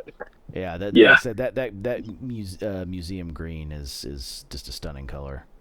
Yeah. So and that one's actually dyed from the top, unlike their marbled. Their marbled's dyed from the bottom. Do you have a marbled one? Yeah. Yeah, you'll see from the marble that they actually dye it from the backside. So all the kilties Dell has run in shell have actually been Ricardo marbled. So that's the front, right? That's the side you'd see. But you flip over to the back, you can instantly tell they actually dyed it from the back. Mm-hmm. Unreal. Then they just let it soak through. Yeah. Okay. These just got in last night. Yeah. So my first order of business is going to be making a NATO strap for my Panerai. But then I'm gonna make kilties and sell them off. So, but yeah, I need a new NATO strap. As you can see, this one's in Horween Dublin, and it's it's great, but I want shell. So I'm gonna definitely delicately make a couple NATO straps out of this stuff. Shockingly, shell's stiff too. A lot of people don't know. Horween's the worst when it comes to stiffness, but shell's a lot stiffer than people think it is. Absolutely. Oops, sorry. Camera malfunction. What are your guys' thoughts on? Because I've gotten sort of some heat for saying that shell isn't exactly leather.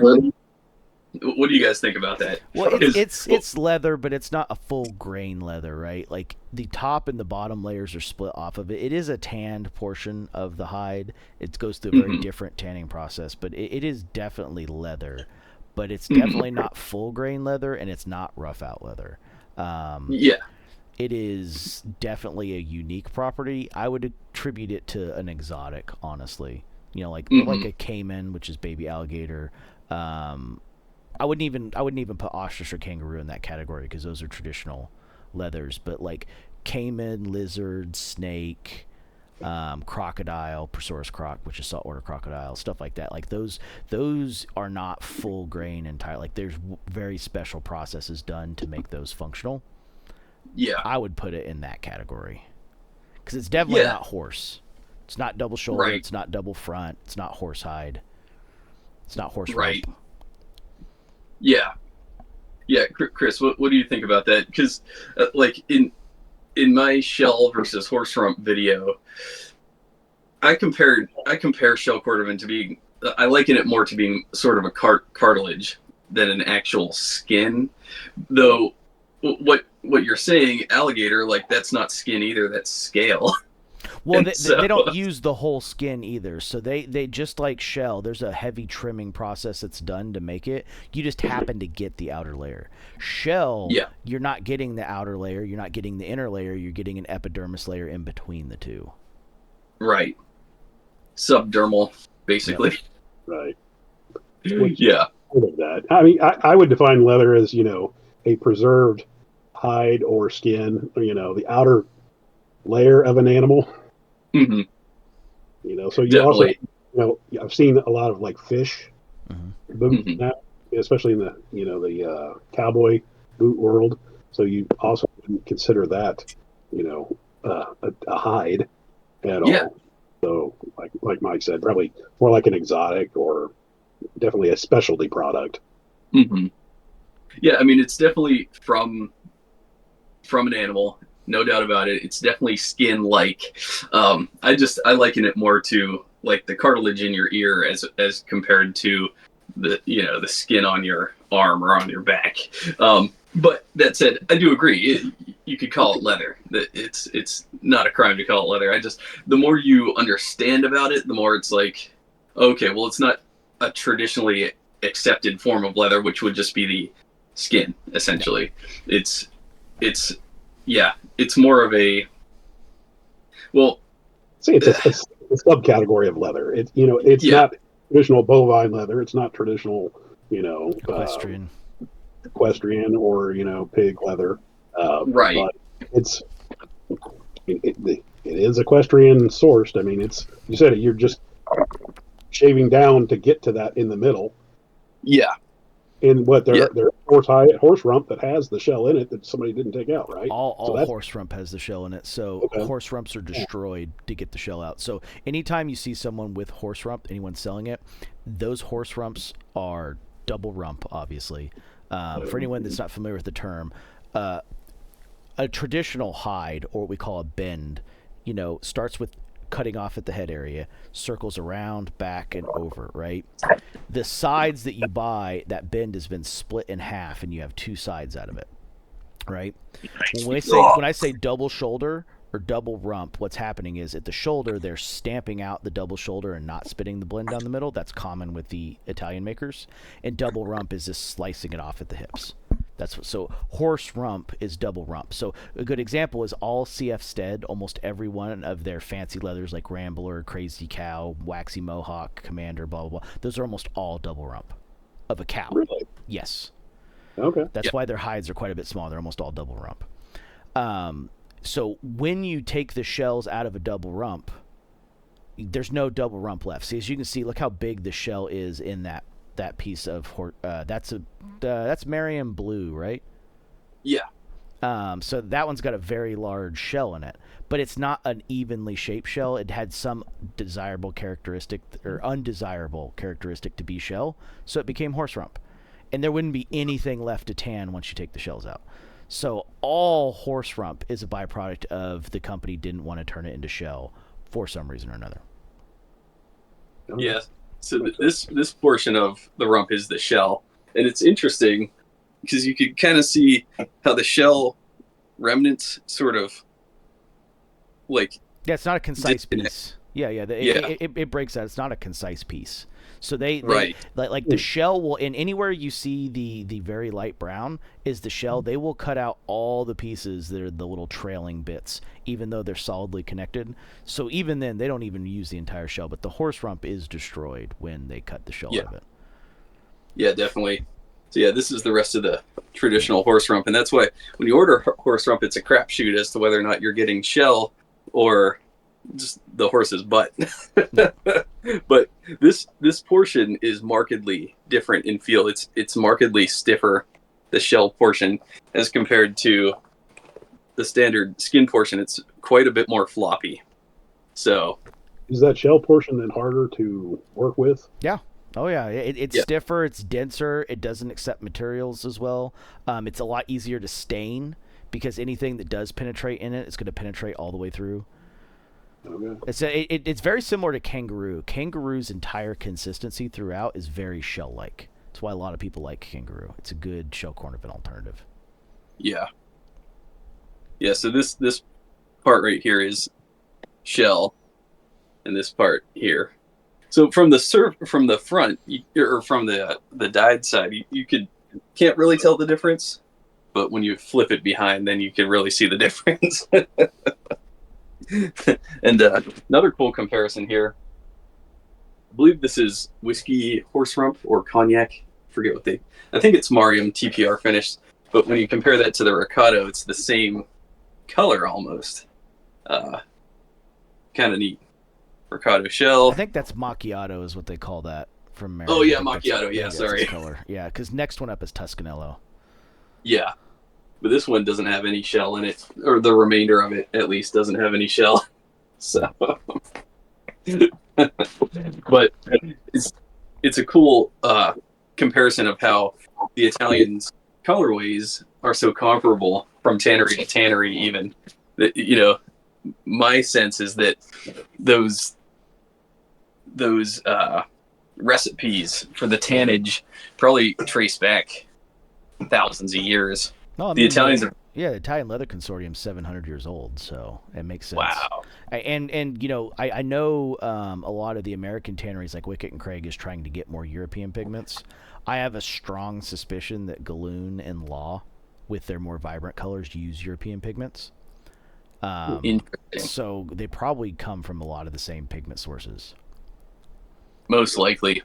Yeah, I have a feeling a lot of that knowledge was sort of shared by those families that ran tanneries for centuries, time immemorial.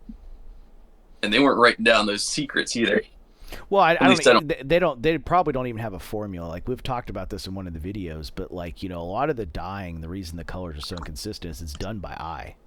Like you can't just I'm going to put in 57 milliliters of this blue dye. Well, you're going to get 8 different hides of 8 different colors because not every hide is going to take the dye the exact same way, right? So true. There's a lot of by hand work that's done on this stuff, and the reality is if we circle back to the original question of what's leather and what's not leather, you're going to probably run into different people who believe different things about it, because I don't think there really is a standard definition of what is leather. What we usually call our definition of leather is really its tannage. What it's tanned with, like chrome tan versus veg tan. Those don't really denote what the leather is at all. That's how they tanned whatever the hide is, which is probably the better way of looking at it because there are so many hides available. Mm-hmm. But that's a good point. Yeah, and that's where the artisanship comes into play too, right? It's really just a guy with the leather, and how are you going to make it as beautiful as you can? You know what I mean? It's just we have all this stuff that we could use to maintain our leather, and all of it does a little bit of a different thing. It's really up to whoever's doing it, and that's also what makes it so fascinating. Is it's so personal, it's so individual, and people have had humans have had a relationship with leather for since time immemorial, and how they've processed it and how they've tanned it just ranges from family to family. Your grandma's cookie recipe is a little bit different from my grandma's cookie recipe, and it's the same sort of thing. Yep. And it's it's truly grounding with our history, I think, and that's another thing that just keeps me coming back to it is it's our heritage. It's part of understanding who we are as humans. There's such an emphasis on music and artwork, painting and things like this that represent a certain country's heritage. And I think leather is just one of those really underexplored areas of heritage. Take the Russian leather, for example, that they found from that shipwreck. Russian calf. Yeah. So the shipwreck, and they found it preserved in wax. And J.F.J. Baker has a reproduction, but they finished it, and you can buy the actual leather that's on the ship. It's really expensive. I would not. J.F.J. Baker, their outsoles, midsoles, all fantastic. Their upper leathers, I caution everybody from purchasing. If it's not tanned with fish oil, which every time they get wet you will smell, it is tanned with birch oil, which will smell somewhere. When it's new, it'll smell like a fresh cigar. When it gets older, it will smell like a wet cigar. Yeah. Pokey. Yeah. Yeah. Just once again, insoles, midsoles, outsoles, all absolutely fantastic. But they are they're upper leathers. Yes. CF Stead is the correct answer if you want an English-based leather for an upper. I'll just leave it at that. I agree. Which was funny. In the other room, I actually have Crazy Cow Samba, CF Stead, Frank's Monkey Boots in my actually at-home made insoles, midsoles, and heel lifts. No kidding. Yeah, here I'm gonna grab real quick. Yeah, definitely. Go get that stuff. And speaking of different leathers, I just got in a new few sides last night from. I got them discounted. It's called Dash, and it's really cool. Let me grab it. Whoop. Oh. Alrighty, and these are the CF Stead Crazy Cow Sambas in my actually homemade Baker's midsole. You can't see the insole, obviously, because it's inside it, and heel lifts. So I made these for Frank's because they came in raw leather, and they didn't have the ability to, because I didn't know this, but almost all the Pacific Northwest makers don't make any of those products in-house. They buy them from a company in Massachusetts, pre-made. Okay. So I made and glued the heel stacks. I shaped the insoles and the midsoles myself and sent them to them to get put into the boots. And obviously they haven't been worn much yet because, the Thunderdome thing is still going on. And they do have a Leatherworks Fire Red Kilty in them. So Awesome. Now, did you just shape those based on other boots that you have, or do you have no, so if you look right up there, you'll see the templates of the pre-built materials Frank sent me to build them. There is an insole, midsole, and heel stack that I based it all off of up there. Very good. Cool. Yep. He gave you that? That's cool. Yep. When you buy, 30 pairs of boots from them, they do that. I'm not quite there. I think I'm like 16. I actually only own like 30, 35 pairs. So. Okay. But I also, all my boots, I don't think I own, at this point, now that that Dale sold my 2 Grant Stones, short of my Indonesian pairs, I don't think I own anything that's less than $600. So, gotcha. Like I have my Grant Stone shell cordovans, in the Garnet. I have, and I think the next ones after that are going to be like my Renavs and Tahuras that range from 400 to 550, depending on if they're bison, cow, or horse. And then the pair that you see right there, those are knobs. Those are Horween Bourbon Shell Cordovan back there. So those are like $1,200. Nice. Yeah, I have a pair of intense blue coming in that same build. So yeah, I'm on the other side of that, and the most expensive pair I have right now were $550. Yeah, well, I mean, then that's the flip side, right? Like, we mentioned history of boots. That's one of the reasons why the made-to-measure and custom makers. Here's my very first pair of made-to-measure boots. These are Brian the Bootmaker roll clubs in horsehide Chrome XL and natural, which actually has no pull-up, surprisingly. There's almost no pull-up in horsehide Chrome XL. It is like so oily you can't get hardly any pull-up out of it. So you get a tiny little bit there, but yeah. Dale's seen these in person. These are the ones that were filled in the canal of Baltimore when I was out there for the CDW conference. So windy that day, there was no way to do any talking, so we just did straight footage. That's why he had to talk over it. Camera almost fell over like 3 times. That's part of the hazards of the job, my friend. Have either of you guys ever heard of Dash leather? Mm-mm. I just got this. It was on sale through RM Leather Supply. I think it was I forget, but I got a good deal on it. I'm not sure what I'm going to do with it yet. Probably kilties, but I might try to make some bags out of it. But it's beautiful. It's cowhide, but it's just got I forget the tannery.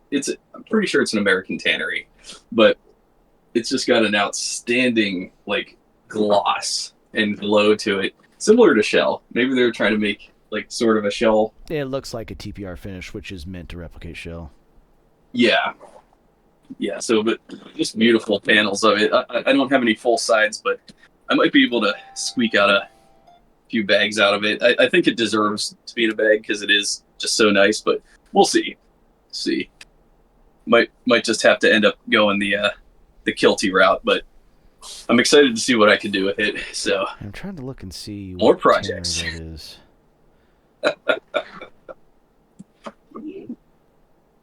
Yeah, Dash.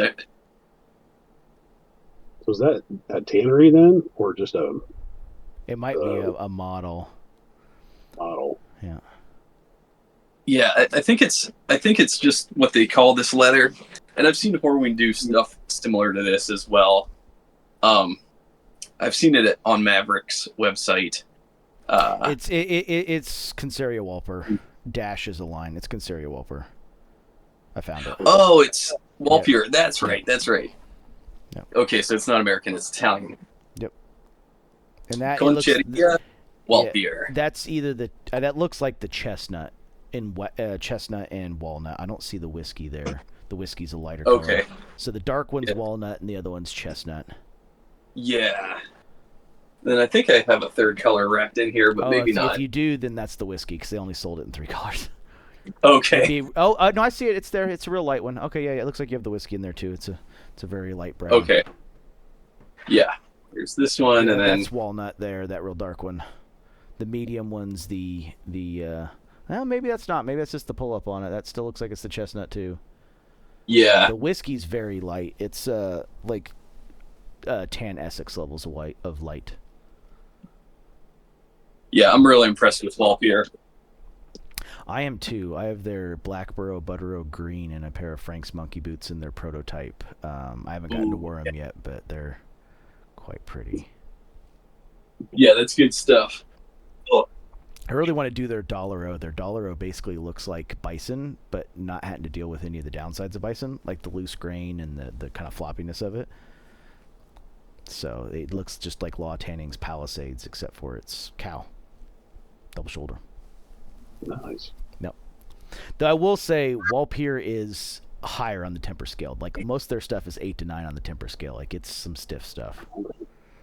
Definitely. So. Yeah, I have some white waxed Walpier as well.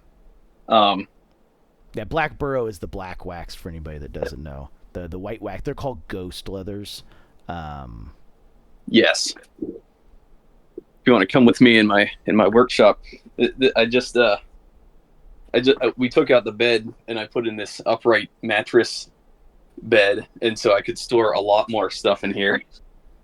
So I got my machinery over on this bench, and let me see. No, where did I put that? Oh well, can't find it at the moment.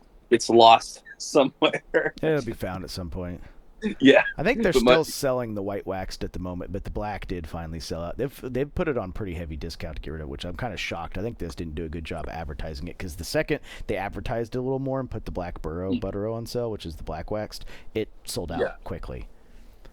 It's such good hide. Like, well, the Italians are all double shoulder. Like that's one thing, and we so in the shameless plug here. The next 2 Brothers in Boots episodes that are coming out, we're exploring U.S. and American U.S. tanneries and European tanneries. And that's one thing that drives me nuts about American tanneries. It's got to be like a volume thing, but they tan so many portions of the hide that are just junk that just get tossed. Yeah. So like if we talk about Frank's Boots, right? When you order a Type 1 or a Type 2, your boots will be made out of the same leather bend. Due to Seidel inconsistencies, they will not make your boots out of 2 different bends. So once there's not enough left in the bend, it either becomes overstock for Patriots or it becomes craft stock that they sell, right? Because like they don't use any skirting, they stay away from the hip. Exactly, that's a perfect example of what I'm talking about right there. Of just stuff you can't use, and all the stuff that's around that's probably too floppy to be consistent anyway. So a lot of that's probably going to hit a scrap bin anyway. Believe that's armpit. Yes, that's either armpit or it's hip area, one of the two. Yeah. So American tanneries, they split it down the middle. They because once it's time for dyeing, they usually split the bend. They don't leave it in the bend form to impregnate it, but some do. Mm-hmm. But eventually it gets split. And I don't know if it's a volume thing or if it's trying to maximize the amount, because they buy all their hides, obviously, from the meat industry. We tan a quarter at best of what the meat industry produces, which doesn't necessarily produce the greatest hides to begin with, right? So there's some of that's the reason. And tanning supplies are expensive. But the Italians, instead of splitting it down the middle, what they do is they stamp out the double shoulder, they take out the double rump. Double rumps, a lot of times the stuff gets made and the splits go to CF Stead for their stuff, which is, all the wax suedes, right? So a lot of the double rump is bought by CF Stead, an overwhelming majority of it. The Italians use a ton of the double shoulders, and besides the Buttero or Butero, whichever you want to pronounce it, where they do make some of the really high quality bellies and stripping, because you can buy Butero bellies, you can buy the Butero stripping, but they only do that on the highest quality ones that really make the stuff that they want in wallets and take color real well and whatnot. The rest of it's all double shoulder. Badalassi Carlo is exclusively double shoulder. They do almost nothing else with it. Gotcha.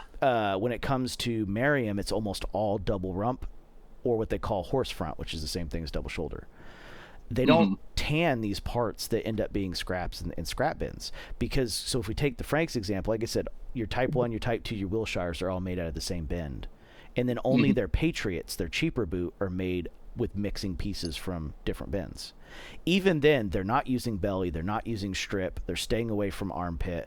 All of that stuff's getting tossed into what they sell as super cheap craft boxes.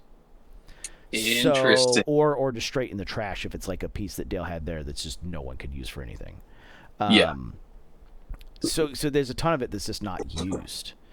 And if more American tanneries would just do double shoulder or double rump, which once again I assume it's got to be trying to maximize the amount they spend per hide, right?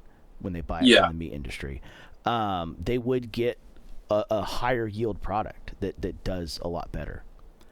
Right. But American labor is obscenely expensive compared to other countries, right? Absolutely. And the other thing is if look at Horween in Chicago, like the Milwaukee guys are lucky. It's Milwaukee, right? It's not Chicago cost of living. So it's one of those things that I still wonder to this day how Horween can afford to employ anybody in the middle of downtown Chicago. Right. Especially at the amount that they would be able to pay. Yeah, look how bad that cuts. Like you could tell, like it made a weird noise when the knife went in it too. It's just not a great section of hide. And once again, all hides are going to have this. It's a natural product, right? Like, there's a reason construction grade lumber has tons of knots. It was determined that it wouldn't make good fine furniture.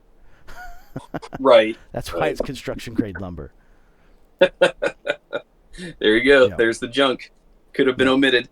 I shouldn't have had to pay for this. And that's exactly what I mean. And that's a weird thing about American tanneries. But American tanneries are disappearing. Dale made a bunch of stuff out of Tasman tannery stuff. A lot of people probably don't know Tasman Tannery went out of business in 2020. Right. And that's true. It is all overstock stuff that they had from Maverick and other places that he was getting that from. They haven't made that in a long time. So whatever's there and is bought is what there's left. That's it. Right.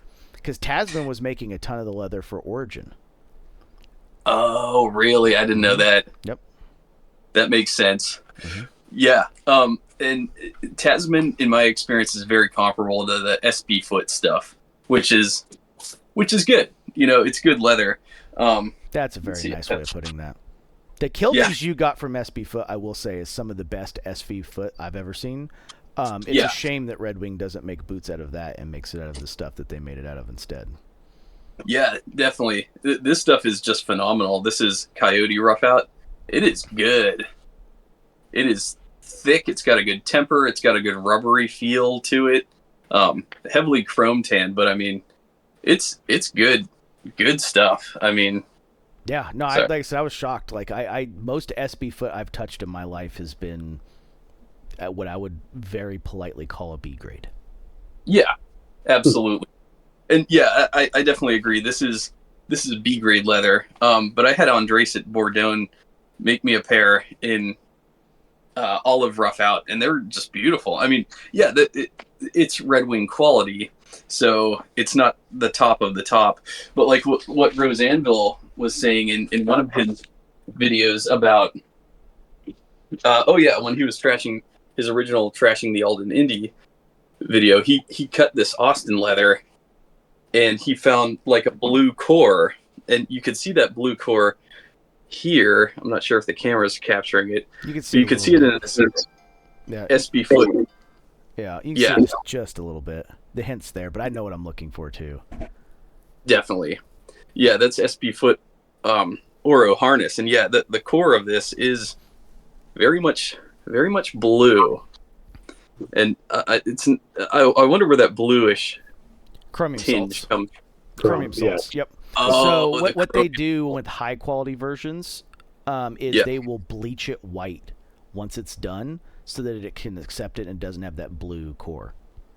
Okay. The other thing is if the blue core helps with that struck through color, they might just strike it through with the blue core still there. That makes sense. Okay. Yep. Very cool. Always learning something new. Yeah. I mean, once again, SB Foot started selling to other people as a means to survive. Like, I get it. Yeah. They've sold some, like Maverick Leather had a lot of their A grade stuff for a little while, which is once again kind of shocking and a little bit disappointing that Red Wing didn't decide to make boots out of some of that A grade stuff. But yeah, it is what it is. We talk about this a lot because the FARC is one that came up in the boot talk for the U.S. tanneries, because we kind of had an honorable mention for North American tanneries, because there's not very many well known once you get out of LaFarc, because LaFarc makes a ton of stuff for a ton of companies, especially their lower end lines. But the reality is with some of that there is an acceptable level that sometimes we have to stop and not strive for perfection. Because when it comes to Galloon's a little bit more on the expensive side, but we look at Seidel. Seidel is actually not that expensive. True. Their sides are, especially if you buy them in volume, are not too bad. Like, you just want to go buy one side, you could get them for around $140 from the tannery. There ain't hardly anybody else you're going to find that's under $200, unless you're talking like SB Foot, right? Definitely. And with volume, you can easily drive that price down to maybe even sub 100. If you're some of the long-term brands that have been using Seidel for a long time, you can definitely get them sub 100. That's one of the reasons the Pacific Northwest makers push towards using Seidel, is it's actually extremely good hide at the price, especially when you find out that Chrome XL runs $285 to $310 a side. Yes. Dublin gets you into the $330 to $340 range. Right. So it's one of those things that, in the grand scheme of things, American-made boots, the leather is not what's expensive, it's the labor. The reason Indonesian boots are priced at the price they're at is because it's all leather cost, almost exclusively. Right? Like if you go, get a pair of Shinky from Tahura or Renav, right? They're going to run you around $550 to $575. Well, it's going to shock most people to find out that Shinky horse rump, just the leather itself, is going to run between $480 and $500. So you're paying like $75 for all the rest of the stuff that's there, and that's it. But their currency exchange is 8 to 1, so they get a ton out of it from that aspect. Definitely. No. I just got this in. This is Horween natural wax flesh from Tannery Row. I got it 13% off. They ran a sale, and I want to say I got four sides of it. I want to say it was like $700. Yeah. Oh yeah. Wax flesh is a little bit cheaper because it doesn't need all the top finishing. But I want to say the sides of those before the 13% off are like $275, $285. Yeah, absolutely. Yeah, not cheap, but the kilties sell, so that's what keeps me stocking this. Yeah. And the like I said, the weird thing about it is, the American bootmakers don't really even care about the price of the leather. They're not the hard part of it. The labor is significantly more expensive. Like I said, it's just that's why all the Indonesians' prices are so. Like, if anybody ever wondered why the Indonesians' prices are so flat from maker to maker and they don't vary very much, is quite simply you're basically paying for the leather. Like, it's leather and whatever, for them, getting a pair of Dr. Soul's outsoles isn't very expensive because they're not shipping halfway across the world. For any of us that have bought Dr. Soul's not through Lisa Sorrell and Guthrie, Oklahoma, they'll find out that, like, you spend almost double the price of the sole on the shipping. And you're like, okay, well, let's get 4 sets of soles, no problem. Well, that shipping scales up with it. It's almost all importing, tariff, and DHL worldwide shipping.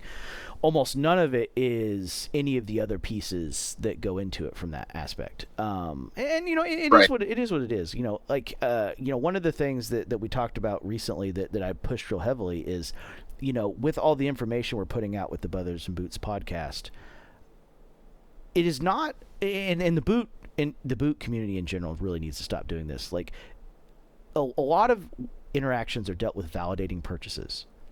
Mm-hmm. The information we're putting out is not to validate purchases, and it's not to shit on people's choices. It's to better inform their next choice and where they go from here. And that's really a key difference here. And it's kind of the same thing. Like, I could crap all over SB Foot all day long, right? It is what it is.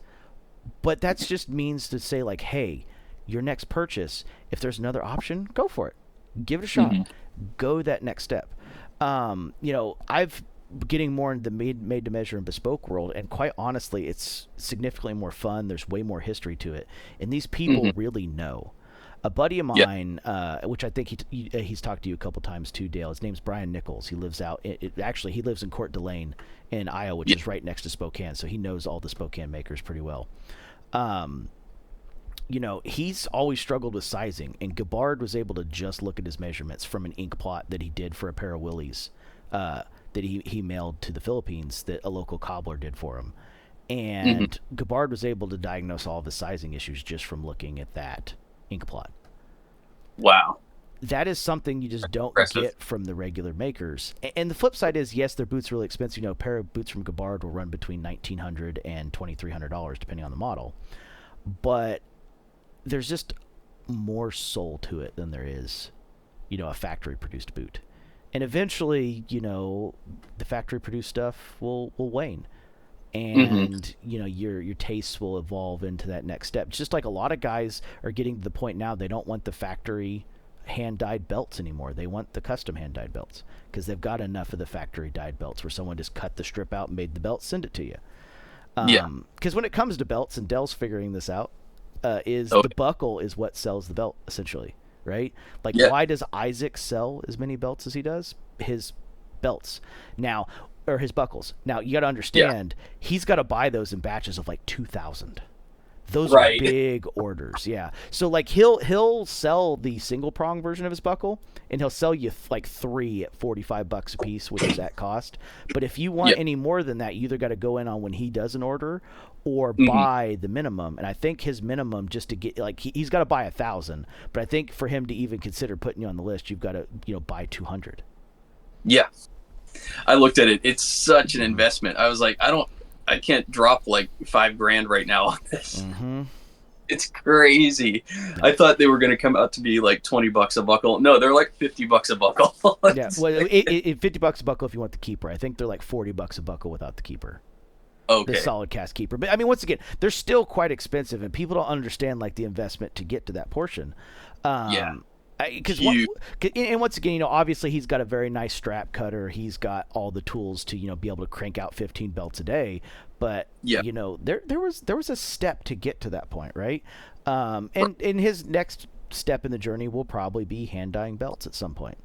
I mean, he does all of his own hand dyed indigo stuff, where he does his indigo dye each year, right? So. Yes, so true. Yeah, he's a true artisan, that guy. Speaking of belts, like I just got some blanks in from what's the name of this place? It's Carmine Jack. Carmine Jack Leather Company. Yeah, so the upper leather of fish oil and birch oil I mentioned earlier, they're the main distributor for JFJ Baker on that. Yes. Lisa Sorrell decided she didn't want to deal with the uppers at all. The only thing she kept was the reproduction Russian calf, but she does all the outsole stuff. But Carmine Jack, cool guys, super knowledgeable. One of them's got a pair of them fish oil harness Carmine Jack uppers that Frank's built for him for the Thunderdome, and Michelle said it made their entire workshop stink for a week just from the oil. So the Pacific Northwest guys use an ultrasonic machine and oil to heat up the leather for lasting, and they stick the uppers in it before they pull it around to let it mold, and just those going into the oil in the ultrasonic stunk the shop up like nasty fish smell for a whole week. I believe that for sure. That's hilarious. But yeah, you can see it's like you said, if you're gonna cut the blanks yourself, it's probably better because these are both the same leather from Carmine Jack, but you can see one is thin and the other one's significantly thicker. So yeah, I absolutely love the stuff that I get from them. Let's see, what's my leather gauge? Sort of measure the thickness. So they should be 10 to 15 ounces. So I'm one assuming of those looks like 8 or 9, and the other one looks like a solid 14. Yeah, exactly. The top one might register on a 10 if you lightly push, but that looks closer to an 8 or a 9. Yeah, exactly. So like this one's quite floppy, whereas this one's quite sturdy. And yeah, I decided, I'm going to make myself a belt. That's that belt that I took off.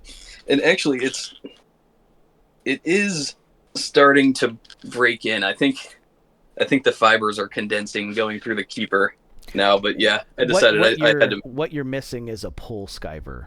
So there's a machine that you get that where you put in and it holds down and you pull on that cuts down the keeper area so that 1, it folds over a little bit better, but number 2, it slides through your keeper. Weaver makes it. I think it's like $400, but might be the next purchase. Yeah, it's a pull skiver. Might have.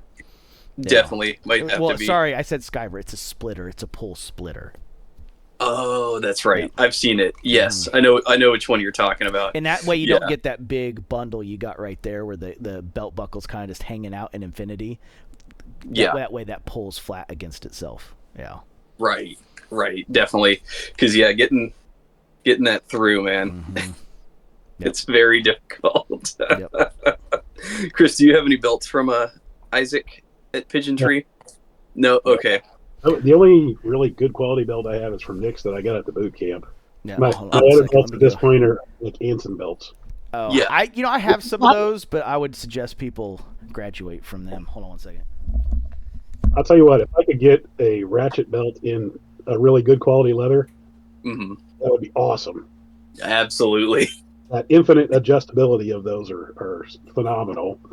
Yeah, definitely. That would be something I could probably make. That would be a fun project for sure.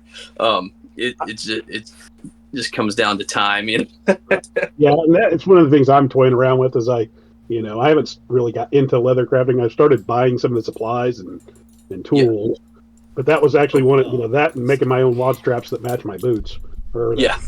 My 2 main drivers. I did find a place that sells the plastic strips that I use. I need to see if I can find that again. So if I do, I'll forward that over to you. Yeah, definitely. Please do. Yeah. Leather crafting. I just encourage everybody to do it. I think it's something we could all do.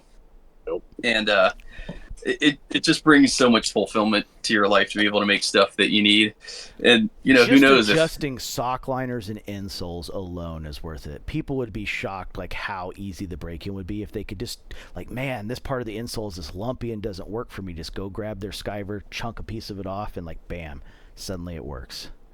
Absolutely. Yeah. I think they're skills that they date back forever, and we should all know it, kind of like how people will insist on, killing an animal that they eat, periodically slaughtering it yourself because it connects you to your food. Same thing, same concept.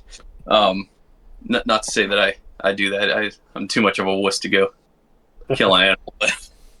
Well, I the flip side, like what Mike said, when you do know how some of those skills, you can make your adjustments. You can customize your own stuff. Like we talked about before we started filming. When you learn how to dye things, you can take anything that's like just a natural leather and make it the color that you want. Yep. Absolutely. So, showing off some of the belt collection here, just like fun stuff for people. This is an Ashland leather natural shell cordovan belt. So this is one that's split like what we're talking about. So you can see where they've done a splitter to make it match the buckle. Very cool belt. Phil at Ashland Leather does make awesome belts. They are on the expensive side, and obviously it's shell cordovan, so it is 3-piece. There's 3 seams. The only way they can make a single-piece shell cordovan is out of a mule shell that they get lucky on. Teardrop style. Like I said, pretty expensive. The shell for it alone's a couple $100. I think these were like around $400 or something like that. You have to pre-order them too. They don't stock them. And then Jesse from Guarded Goods. This is Galoon Cognac Essex Horse Rump. This is his Defender belt, which is machine stitched, but nice quality. I wanted to try out the Galoon, and this was the easiest way to do it. They finally have the Galoon horse rump back in stock. We're supposed to have in December. It only took until March, so I'm trying to get Frank's to get it. If not, I'm going to buy one and get a pair of monkey boots made out of it. And then now one of my good friends in the UK, his name is Greg from Field Leathers. He's made me a couple jackets. He's actually making me another custom one here soon in Pueblo, Badalassi Carlo Pueblo Emerald Green, or in Europe it's called Botalinga. But this is one of his JFJ Baker's blue, and he's using an Isaac style single prong keeper as well. He's also not split it, so you do see that you kind of get that kind of lumpiness to it. Chicago screws. And then Definitely. Dale's got some video of this one as well. Oh, he got the green version. I didn't this one. This is my hands down favorite belt. And these are expensive as hell, but this is my creosote belt. Yes. And it is a very brave single hole belt. But yeah, he gets these handmade, machined by Horan Brassworks buckles, and this thing is heavy. It does some damage. It does patina. It is solid brass, so it is going to patina and rust and whatnot. Wow. But yeah, and this is a nail that he flattens out himself for that. But yeah, this is my favorite belt. If you look here, you can see in the corner it is it's not coming through the best. It is labeled belt number 1 right there. Wow. First one that he did. So that's very expensive, completely hand dyed. He finishes both sides. This is just russet, Wicket and Craig. So he orders all of his stuff from Wicket and Craig in a russet tannage to his specifications. Every one of his boots is hand dyed, and so is his belts. The finish. Okay. So he's also making a nail shank finish belt here soon. I've got it on order that he's been prototyping for a while. But yeah, that's kind of the belt collection. Obviously, you could tell this one's been extremely well worn because it does fold up like this and does move. Like a belt that hasn't been worn is going to naturally want to stay in its circle, but this one will fold up and move like that. You can tell I've got a number of hours on this one, but own way too many belts. But as I said, once you've I think I have like 7, 8, 9 pigeon trees, something like that. And I like him a lot. I really like his double prong quick release, but I have found that I am leaning more towards that kind of square or circle style that the other guys do, just as a more comfortable all day wear. Because if you are sitting a lot, the pigeon trees do kind of dig into your groin area a bit with the little prong that goes down. So that could be an issue. But absolutely. Yeah, I still have to release that footage on that Gabard number 1 creosote belt. That thing is insane. And I think that was the green one, which is still in the closet. I've got it in the closet. I grabbed the blue one. Okay. Yeah. But yeah, the single hole, extremely brave. Mostly on the customer's part, Correct. Yeah. Yeah. But yeah, I mean, belts are cool. I put 7 holes in my belts for reference. Yeah, so does Ashland. I also find for anyone out there, Ashland belts it's 7. Ashland belts tend to run a little bit bigger. Like this is a 40, and as you can see, I order my pigeon trees in a 40, and I'm using this hole right here, and it's still a fairly loose belt. So the other shell cordovan I have, which is the raw blue shell cordovan, I did order in a 38, which I don't order any of my other belts in the 38. So the Ashlands run a little bit bigger than the others. I appreciate that. So do the Guarded Goods. Like I think I ordered this one at like a 37.5, and I'm using this buckle here at a 37.5. His run a little bit bigger too. Cool. It might be a 38.5. I can't remember, one of the two. But he does half size measurements, and he doesn't mark them, so I don't remember. But it's in my Google. Whenever I order another one, it's in my Google. So right on. But yeah, Jesse from Guarded Goods. That's a guy I've been wanting to interview for a long time, because he makes such good laces, and all his other stuff is really good too. But yeah, his laces are. If I need laces, I don't even. Yep. There's no other shop that I go to. Every pair of boots that I've shown has a pair of Guarded Good laces in it. Yep. I don't use anything but the Guarded Good laces. And I'm personally not a huge fan of paracord laces. Generation laces makes a good paracord lace. Yeah, the olive ones. I have a number of pair of those olive chrome tan laces. Yes. Pisgah makes good laces. There's one other company that makes pretty good paracord laces too. I have a couple pairs of Pisgah. Paracord just don't do it for me. There's just a weirdness about paracord I don't like. I don't like how it oddly gives it sometimes and doesn't give it others, and a lot of times they don't fit through the eyelets and speed hooks very well. That too, yeah. The aesthetic of it for me is not always the best, but also, they don't stay tied. They sort of wanna. They're so silky smooth that they just don't hold their tie as well. They like I said, they some points of the boot they flex, but if you pull it too tight, they don't flex at all. It's the strangest material. Like in the speed hooks, they tend to flex just enough to come out. And I feel like with paracord, I'm over tightening the crap out of the boots to hold them in place, which also isn't the most fun either. I don't know. It's just not for me. There's lacing methods you could use to solve that, just not ones that I'm interested in doing. Right. I really love the tension of a leather lace. Just it sits beautifully. It marries. The tension marries up beautifully with the tension of the boot itself, and it's just an all-day comfortable thing. And I pull. When I'm tying them, I just pull them tight, and they just sit there all day. They just sit in place. I don't have to double knot them. They're just perfection. So whereas. Yeah, with some of those cotton laces, and especially the paracord, they just loosen up on me anyways. They loosen up all the time. So it's not an ideal lace for sure.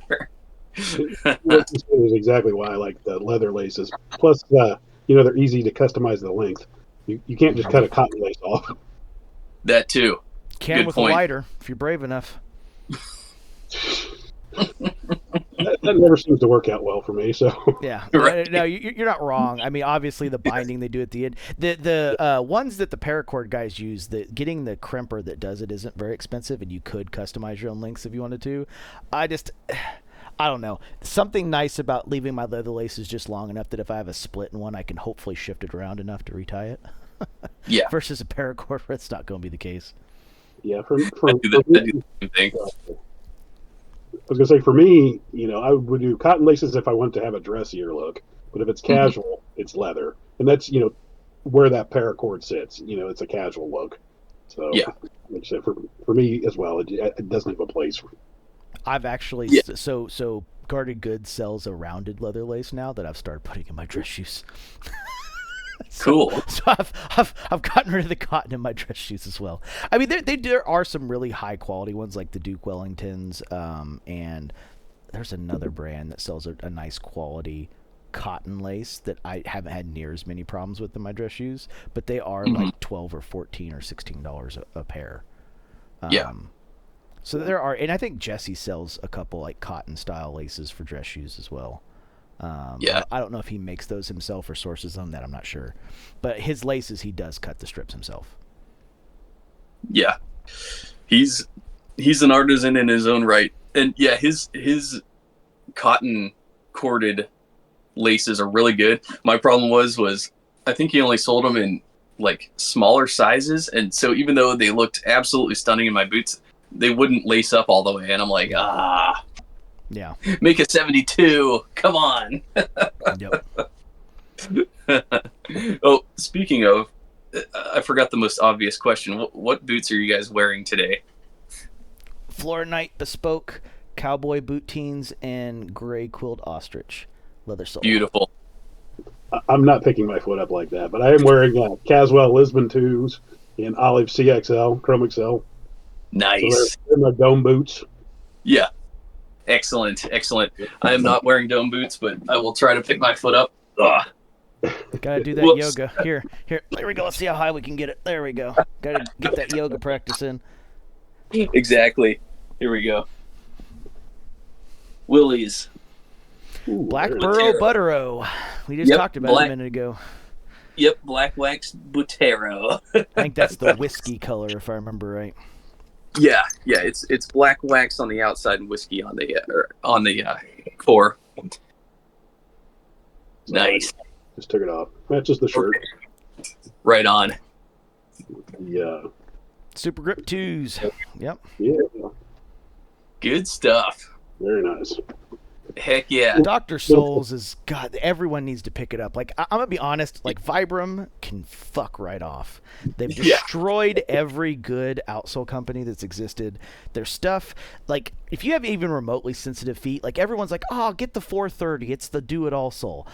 Anyone that's had a 430 with sensitive feet, you can feel every single lug under your foot because the lugs are harder than the rest of the sole. I absolutely hate that sole. Like, if I have to get a Vibram, it'll be a V-bar, a 705 or a 700. That is it. If I need a lug, great. I'll get a White X or a Honey. I can't stand the regular V100 or the Red X. They're the lugs feel like they want to break off. They wiggle too much. I hate them.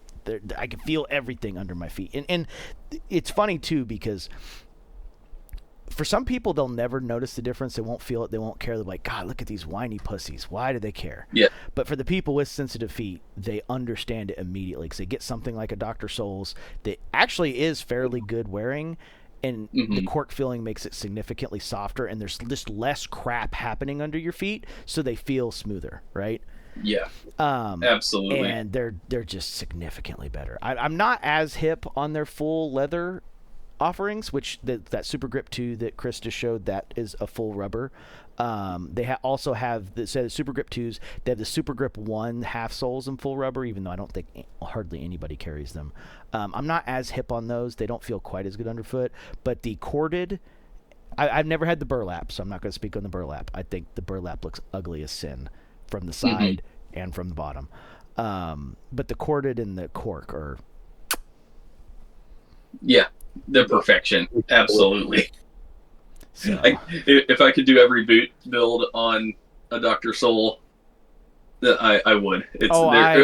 I absolutely do. I'll even mail it to it. So, funny story. The reason Dennis is using Dr. Souls, and you've seen him using Dr. Souls, is I sent him Dr. Souls for my boots because he's like, I could get these, and I'm like, nah, I'll just go ahead and buy them and send them to you. Don't worry about it. So I sent it to him, and he got them. He's like, man, these are so cool. Can I use these in a build and rebuy them? I was like, sure, go for it. And that's why the last couple pairs have been Dr. Souls instead of the usual like Vibram and a couple other soles that he uses like day night. That's awesome. And this gets into honestly shopping and sourcing materials. And to this day, I'm learning about new tanneries everywhere, new places that I could buy tools from. I just spent, I think, $300 on new tools from this company. I believe they're out in California. I think they're called Artisan Leather something or other. I forget exactly their name, but they make really nice, I'll pull them up here. They make incredible, like, artisanal level leather working equipment. And there's stuff like they sell, I just got into these recently. Nippers. Yeah. They're sewing scissors is what they are. For thread, cutting thread specifically, Yeah, and so I bought a cheap, 12-pack of these on Amazon, but I have some nice nippers actually on the way in brass and copper from this company. Yeah, let me see if I can find them. As well as a strap cutter. Let's see, leather. Yeah, Artisan Leather Supply is what they're called, and I just found out about them literally this week after buying most all my leather tools from Weaver. Weaver still makes good stuff, just like the stuff Rocky Mountain carries. They carry everything from the beginning leatherworker to like $1,000 tools that a professional would use. So definitely there's Oh yeah, yeah. Like, and I guarantee the prices and all that's getting up there in price. Like that stuff, I've actually seen some of those before because those dividers that they sell are very common in woodworking, and they're not cheap. I think those are like $110 dividers. Yeah, definitely. Yeah, these are the nippers I just ordered from them. They look cool. Super. Yeah. Easier to sharpen too. Definitely. They're screwed in instead of riveted in, so you can actually take them out to sharpen them. Right. For sure. And they sell all kinds of cool stuff. They have this round punch sharpener that you can stick that you essentially put it on a Dremel and stick it inside your hole punches to sharpen those. Yep, you can do it by hand too. You just set it down on the table by hand and just spin it. And then and then what you could do is you could make you like take the cone that's there and wrap a piece of leather around it and mold it, and then now you'll have a strop for it too. You can spin it to strop. True. Well. Yep. Very true. That's a good idea. Yeah, I'm trying to find that strap cutter that I got. Yeah, they have some really amazing. Just everything looks like it's basically handmade. Okay, here it is. Yeah, stainless steel strap cutter. Just insane. Oh, it's a European style strap cutter. Okay. Yeah. Yep. Very like old world look. Yeah. That's what I'm going for. I want good tools, you know. I don't want to keep using cheap stuff. But yeah, they sell some stuff that's like super niche, like this watch strap notch cutter. I still can't really tell what it does. It like cuts like a tiny hole somewhere in the watch strap. Oh, yeah. I'll take mine off. I don't have one on there, but you know watches that a lot of times are bound here on the edge where they have a notch out of it where a thread runs around and binds it? That's what it's for. Yeah. Okay. Yeah. Okay. Yep. That makes sense. Yep. Yeah, it's just one very specific function. I'm like, yeah, I think cool, you can also put quick release spring bars in that notch too. Oh, okay. I'm just thinking, like, maybe I haven't thought all the way through it, but can I just use a standard hole punch and punch a hole? Absolutely you could. But if you're trying to do 25 of them at a time, that line up repeatability is what you're looking for. Okay, so that makes sense. But yeah, they got all kinds of cool stuff on there. I'll probably continue to order from them. They also have these precision scratch compasses, which I ordered a couple of as well. So should be an upgrade from the one I got on Amazon. Yeah, the woodworkers use those. They're like $115, but they woodworkers use those a lot for spacing stuff like dovetails and whatnot. They're real common. That's actually where I knew that company from is people who use their dividers and compasses for woodworking. Oh, for woodworking. Yeah, surprisingly, you don't. Not too many people make like high quality versions of those tools anymore because most woodworkers, just constantly go through their Amazon Performance Tools $17 ones as they rust, toss them in the bucket, and get the new ones. Yes, exactly. Yeah, I mean, razors. I mean, I bought these little, what are they called? Fantasticar. Basically, I don't like X-Acto knives, so I bought this instead, and yeah, you can just chip off. Yeah, you just break it off. Yeah, just break it off as it dulls, and just keep. I hate to do it, but this is really a good tool. Yep. Well, it just depends on how much you like to strop them. So like I use a guy in England. His name's Matt Esley. I use his knives to cut leather, but they're really meant to actually be marking knives. But in the handle that he makes, he actually uses a Swan Morton blade that can be stropped a bunch of times, but is a disposable blade. So I would say the majority of leather workers don't necessarily use a sharpenable blade to cut their leather, because you spend a ton of time with a carbide burnisher and a strop keeping it sharp enough to cut leather. Okay, I see. Unless you got like a good Tormek system or something you've already invested in, I don't imagine most leather workers are not using some kind of disposable blade to actually cut leather. Yeah, that's how I started. I'm like, I'm going to use the traditional tools, and I quickly learned, like, unless you know how to sharpen this stuff, it's diminishing returns. Like I might Well, a lot of guys use the disposable ceramic blades these days because they keep their edge a lot longer. You just gotta. The problem is you can't put too much force into them because they will break. Yeah. So, like, here's a good example. The pizza wheel. Yep. Yeah. Exactly. That's an adjustable head knife is what that is. But yeah. Yeah. Yeah. So I was originally cutting with this thing. That's head knife. That's a traditional head knife. Yeah. And you once again, every 5 or 6 cuts got a stropper.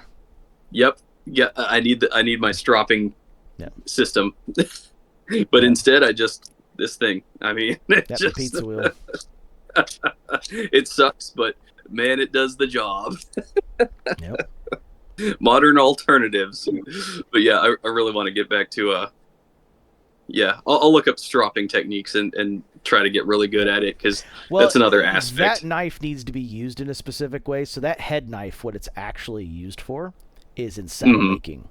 And so the piece you hold on to the saddle after they stitch it together, the horn, you actually use that tool to push around it and make cuts in open space to where you can push straight, or you can push at an angle and slide back and forth as it's getting dull. It's not meant to cut flat on a table.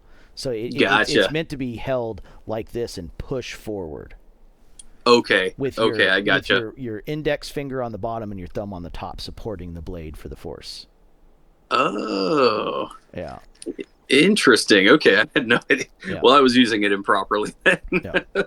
BM Grizzler on Instagram. He's a custom saddle maker. You can see him using it, and he's actually the one that worked with Ibex to make a bunch of his designs. Completely hand-tooled saddle maker. That'll kind of show you how a lot of those tools are really meant to be used. Which is why newbies like me use a bent skiver mostly instead of straight skiver, because it's the skiver I am not. Yeah. Just as JB Weld is the welder I am not. Right. we're all in this journey together, just learning that, there's more than one way to skin a cat in leatherworking, and so many methods can be incorporated to do the job, well. But like you said, when you're dealing with this generational knowledge of how to do something, then the true proper ways to do things is always the best, So my first few bags, I cut all the panels with this, and it did a good job, but I could tell I was struggling with it. I mean, I see some leather makers, they just use only a razor blade, only an X-Acto knife. That's all they use. Even professionals like what's that company? I have their stuff right here. Hold on.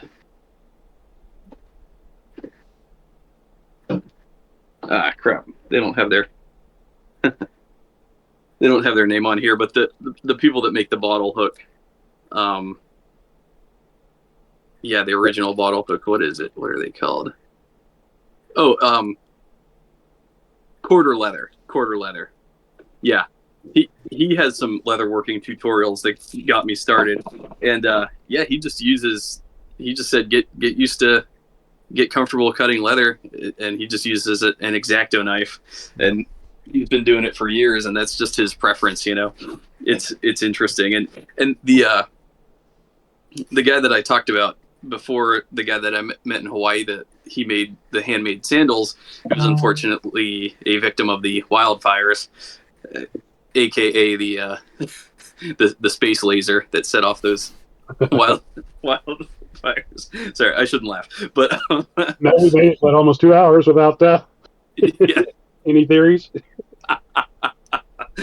Sorry, I hate to bring back the conspiracy theories, but yeah, he just had literally a razor blade. Like, it wasn't even in a tool. He just got a razor blade and would cut leather that way. I'm like, dude. And this dude was very old, had been doing this for a very long time. Yep.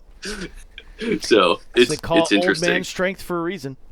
Yeah, exactly. Like while the first 5 or 6 bags would suck with the X-Acto knife, eventually, you'd build up the muscle and the cartilage in your fingers for it not to be the painful process. Because anyone that's had to try to cut thick leather with the X-Acto knife knows exactly what you're talking about. You resort to the, I'm going to grab the X-Acto knife like this and cut method after a while.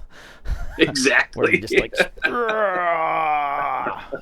you don't get straight lines anymore. Yeah. Yep, exactly. Yep, that's what I do with this this Herman Oak stuff. Like sometimes just to get the excess off, I just grab it and just slice right through it. And it does cut like butter too. Yeah, it's just hard enough that it does. Herman Oak's a pretty long tannage process, so it's a much gentler process. So the fibers are a lot more gently tanned, which does lead them to cutting way easier. JFJ Baker's is the same way. Yeah, definitely. Yeah, this stuff is expensive, by the way. The stuff that I use for my thick insoles, which does sell, but these sides are $350. Oh yeah, Herman Oak and Wicket and Craig are up there. I mean, I was poking fun at Horween's prices. Wicket and Craig ain't far behind. Like Wicket and Craig is $255 to $300 for most of their sides. Yeah, totally. A lot of sales though, don't they? Wicket and Craig does, and Wicket and Craig also has a pretty good volume discount. But obviously, if you're not like a boot maker or a professional leather worker, you're not gonna apply for any of those. Right. Definitely. Yeah, I just secured some of their Latigo Veg Tan for my medium insoles, and it's just some of the best stuff. Like totally worth it. But I get self-conscious about my thick insoles sometimes because man, like I get a lot of orders for them, and your boots have to be hilariously oversized for those to work. So I wonder if any of my customers actually get those things to work. You know what I mean? Because they're thicker than. They're thicker than the average midsole for the standard casual boot. Yeah, exactly. So I'm like, okay, I hope you need a size. You wear a size 8, but your boots are a size 10 and a half for those things to sit inside the boot. It's such a layer. It is such a thick layer. Yep. Like, I honestly, I wonder about. Every time I ship one out, I'm like, is this going to work out? It's something I worry about. I mean, and once again, it's most likely somebody who bought a used pair of boots is making it work. Yeah, probably. But I do continue to buy that stuff because I think the half insoles that I sell are legitimately probably a good solution to a lot of fit issues because it's just such a thick piece and it's only the half insole. So, and sometimes I offer the option to double it up as well. So that's, I feel one of my buddies, Ian in New York City, he said that the double half insole that I sent him, those saved his engineer boots in terms of fit. So I hope my products, in other words, I'm self-conscious about it. I hope my products are serving people well. I agree with him. I have actually stopped buying engineers from non-made-to-measure makers or bespoke makers because, like, after the Flores, like, every one of my engineers I have out there feels like shit compared to them. They just don't fit well, and there's so much geometry that goes into making a pair of engineers work. Like, if you order one of Gabbard's engineers, you have to give the standard 8 measurements everyone gives, right? Ball, waist, instep, heel, or if it's a Cowboy boot maker, that would be ball, waist, low instep, high instep. Same thing is instep, heel, ankle, 6, 8, 10. Right? Those are the measurements of standard. Yeah. Gabbard asks for, on his engineers, an additional 8 measurements. And that's all about getting the geometry correct for the pass-through line to get your foot in and out of the boot correctly and to narrow the pipe on the shaft. And you just can't do that. Otherwise, they look like galoshes, like that. All those extra bends in the ankle are because when Dell wears those, he could literally store a gun in the extra space. Yes, you can. I could. Yeah, there's a lot of volume in here. It's a galosh. It doesn't bother me. Yeah, but it's a galosh at that point, and that's how they get around patterning boots for mass production and engineers. And there's no way of getting around that. Everybody definitely. Does that. It's a little bit better with the guys that have more width options, but even still, there's just no getting around it. Yeah, I agree. It's just one of those one of those things comes with the territory of engineers. Yeah. Chris, have you tried out any engineers yourself? No, not yet. You know, Do you that's have? one of the things. I've got a bit of a high end step. I mean, the closest I came is, you know, one of the things I've done to finance my boot buying is, you know, buying thrifted shoes and boots, refurbishing them, and then reselling them. So learned Okay. an immense amount about how to take care of leather and fix leather problems. But I Mhm. bought a pair of, I think they were Lucchese or Tacovas, I can't remember, ostrich boots that were a half size too big. I couldn't get my foot in them. Wow. Could not get my foot down the shaft. And so I'm Yeah. like, you know, engineers are very similar in that respect. It's like, yeah, I don't stand a chance. Yeah. You know, watching like Carl Morawski's, you know, he's got a video on some really high, I think Lofgren Yeah, the engineer. Lofgren Devil's Cause. That's actually the video where Gabbard showed people the correct way. Like, none of the stupid plastic bags or Vaseline or the dumb shit people say of how to correctly stretch them with a broom, how they would do a traditional pair of cowboy boots. You know, Okay. Yeah. eventually, but you know, I'm probably going to have to do with what Mike said is, you know, go and actually get, you know, a custom made engineer so it Mhm. does fit properly and doesn't look like, you know, a gloss. Yep. Yeah. Definitely. Hey, you know what? Gabbard sells them, and the sooner you start the 4-year waiting list, the better. Yeah, It only it's gets not shorter once you pay your money. Yeah, it's the $1,800 right now. Remember, I Yeah. haven't gone above $550 on a pair of boots yet. Yeah. Absolutely. we all graduate and get up there. Yeah. Yeah, with Gabbard, man, his wait list is like 4 years right now. I should get in. I mean, listening to the recent Stitch Down podcast episode, that guy charges $5,000 for a pair of bespoke shoes. Mm-hmm. You know, and they're just they're yeah. shoes, like they're calfskin, and it takes him a week to make a pair, and it's just like he patterns each one out every time. It's a new pattern. It's like, dude, like, you know. So in that in contrasting that to Gabbard is pretty cheap. You know, $1,800 to $2,300, much more easy to stomach that than $5,000. Like I don't think I'll ever be to that point to where I'm going to spend $5,000. I mean, that's a Hawaii vacation right there. Yeah, well, yeah. I mean, you know, you've got to be a specific person that wants like bespoke boots. There are options for bespoke that are cheaper than that, but like bespoke dress shoes, you need to be in a position where that bespoke dress shoe makes sense, right? Like, you know, absolutely. Talking with C-suites, other people that are going to recognize like what those really are versus, you know, like, because people, you know, don't get it. A lot of presidents literally wore, you know, Park Avenue Allen Edmonds. That's what it's known for. Like, that's the like lineage of that boot, that dress shoe, and it's not an expensive dress shoe. Like, you can get Allen Edmonds on sale all the time for 20-30% off, and you could get a pair of those for less than $500.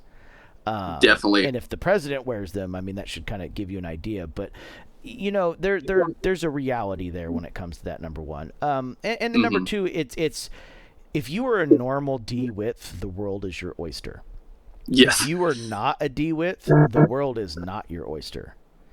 And the world is your, you know, albatross at that point. Yeah. The world is your... But, you know, because without the Pacific Northwest brands, you know, maybe Truman does something under a D width as a B or a C. I think they're the only ones that do that, a narrow width, right? Because there's a lot of people that buy narrow widths that a lot of people don't know. I mean, like I said, at Frank's they can do C, B, double B, A, double A, and triple A widths, and those are all in that scale going downwards in terms of narrowness, right? Just as you have E, double E, there's no triple E. It goes to F, double F, triple F, quadruple F, and then 5F. Wow. So that's sizing the Anunnaki boots right there. Yeah. Nephilim. So that there are, you know, realities there that do exist in terms of, you know, like if you're not a D width, because like you're never going to own a pair of Oakstreet or Parkhurst if you're not a D width. Totally. I know Caswell has a couple extra widths that exist now. I'm sure they have not served him as well as he had hoped they would. That's just probably the not. reality of widths. You know, people beyond it. If you're out of ready to wear, it serves you a lot better. Because people that are not a D-width tend to stay away from ready to wear in general. So if you're a ready to wear brand, it is hard to get out of it. I mean, even Red Wing will talk about that. You know, I think Alan Edmonds talked about it once in the fact that like they have all the extra widths, and that like, yeah, you know, we sold in this pair of boot, you know, 7,000 pairs in D. For that same, you know, model, we sold 62 in double E. Yeah. And that's the reality. So, you know, there's always a dichotomy. There's always a balance. But the heritage you get in bespoke boots, the custom to your foot, the customizations and the panels and everything is just on another level. And when you care about the history of boots enough, you see like why you want a traditional cordwainer to make your boots versus a, you know, factory. Yeah. A factory, definitely. A little bit about behind why presidents wear cheap shoes. Actually, there was an article written on this. They actually have image advisors that they get when they are entering into office. Obama, he actually, before he was inaugurated, he had a Tag Heuer watch, and they told him no, that like you can't wear that. That's too high end, and so they forced him to wear it's like a $200 quartz watch. I forget the company, probably, but I was into watches before I was into boots. So and there are suits too that they're only they're only allowed to wear like $150 or $200 suits. Yeah, they're basically men's warehouse specials. Yeah, literally. Yeah, so they're not. By design, they're not allowed to wear anything ostentatious or luxury. So it's kind of strange, but I'm just thinking like nobody's telling me not to wear my nice boots. I'm sorry. Not to say that I'll be president or anything like that, but I will never be told not to wear my nice stuff. Yeah.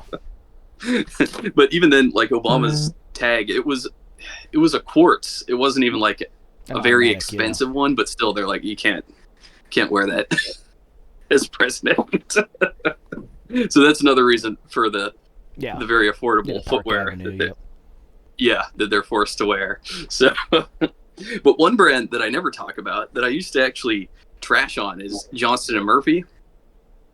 I actually before I got into good boots, I was married in 2012, and I wore Johnston & Murphy dress shoes. It turns out they are Goodyear welted. They just don't advertise it that way. So, you got to look. You got to be real careful. I visited their store like last Christmas, and I find a few examples, but most of the new stuff, it's cemented construction. And when you look in the used market, there's a lot more. I actually thought I was buying a pair of Alan Edmonds shoes. They turned out to be Johnston & Murphy with a pair of Alan Edmonds shoe trees in them.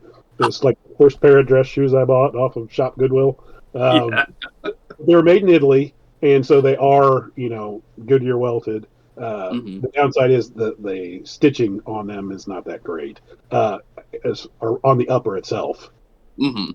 But at one point in time, they did make really good quality shoes, but that has really slid. Oh yeah, basically the 90s. Yeah. Like if you look, it's the same thing with Florsheim. Anything pre-90s Florsheim is a grail piece. Like everyone wants Imperials and Royal Imperials, but you've got to find pre-1990s, which means your widths are extremely limited pre-1990s.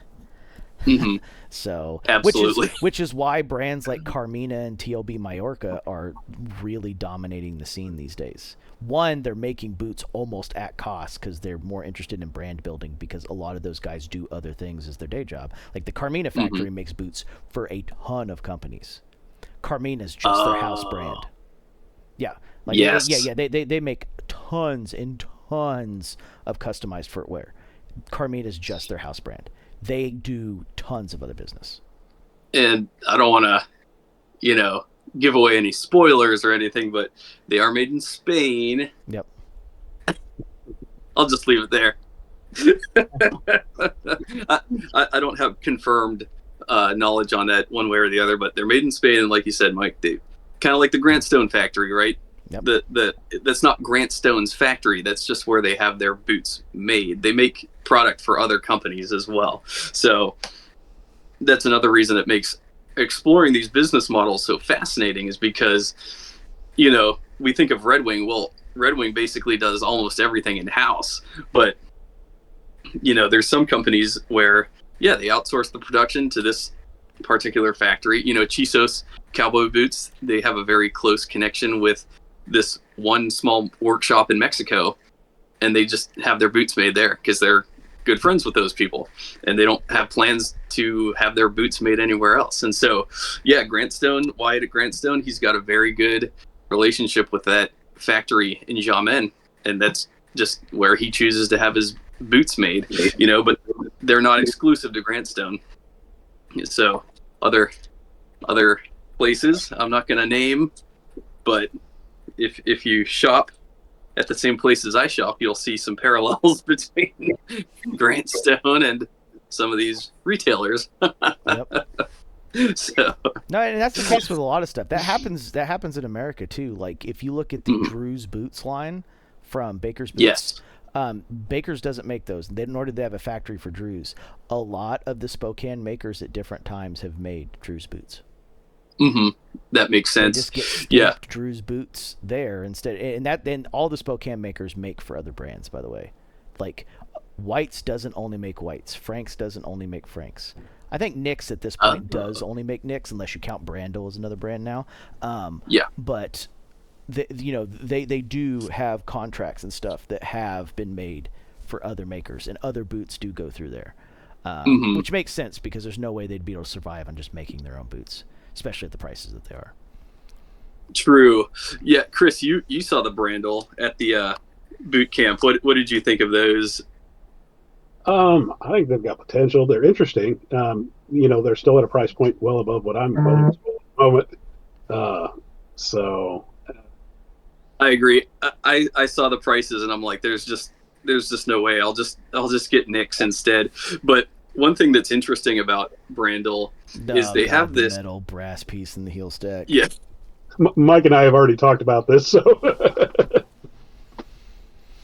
I'm curious if it goes all the way through or not. They haven't shown any definitive pictures of how deep the brass piece goes in, if it's just like an 1/8 inch on the outside or if it does go much farther in. Like we know that it obviously doesn't go to the front, but the question is, does it go that whole inch in, or is it only like an 1/8 inch piece and it's like a toe tap for your heel, which hurts to say aloud because it's not a good thing either. The one they had at the boot camp was a solid piece that went about, what was it, 1/2 to 3/4 of the way. Yeah. The length of the sole, or the length of the heel. Yeah. Like that. Well, and it was solid all the way through, which, I got to thinking about, I was like, how do you can't nail through that unless you drill holes. Well, you wouldn't want to nail through it. Like that in and of itself, you could use it as a clenching point. But the point is it's going to wear in, right? Now, it would make sense if it's like a horseshoe piece where, that piece, instead of being a whole half moon, is, hollowed out here. I still wouldn't do it. Right. Short of aesthetics, I can't see any positive benefit, and I can't tell you the last time someone got down on the ground like, man, is that a brass piece in your heel stack? I don't think anyone's ever commented on a toe tap before. Right, exactly. Yeah. I do have a buddy that's ordered a pair, and he's waiting on them, so. No. Okay. They sold out pretty quickly, but I don't know how many pairs they had allotted either. Right. Yeah, I know they were still working through some of their production issues. My biggest issue is they had two. One, the brass thing in the heel. Number two is they did some weird overlapping of the heel counter to the upper to the vamp, where they're tripling up on leather thickness in a spot that I don't think is a smart plan for aesthetics. Wouldn't be my choice. Interesting. So because the heel counter comes forward and makes it to the vamp, which isn't abnormal, right? But if you look there, at the point they bring the heel counter forward to the vamp to the upper, right there in this like section, you're going to have heel counter, vamp, then the upper comes down, right? And all right there in that section, all three are going to be overlapping. Not a choice I would have made to be aesthetically pleasing. Like there's a reason that in their type, because what they've done is they've taken what's essentially a type 1 heel counter cover and trimmed it to make it look better. But the reason the type 1 counter cover goes over is so that you don't have all that leather and stitches overlapping in that same spot.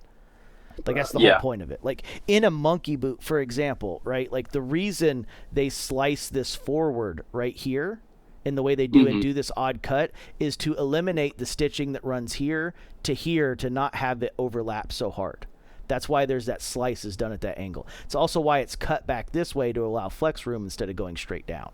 Like, it's not an aesthetic choice. It's done on purpose to line the stitching up so that the stitching line's in row so that you're not trying to add extra points that can't stitch. Okay. That's it. It's done that way on purpose, right? Yeah. That's with these lineman patches that are on there. Like, if you can see, I know it's all red, but you can see they've lined the stitching up on purpose so that all of this can flex. If they had cut this straight here, now this wouldn't be able to flex and that wouldn't be able to flex. Makes sense. So there's functional choices and there's aesthetic choices. That's an aesthetic choice that doesn't look to be the most functional one. Especially, I mean, they're going to be using dressier leather, so it's fine. But could you imagine if it was 8-ounce Seidel work leather? Oh yeah, exactly.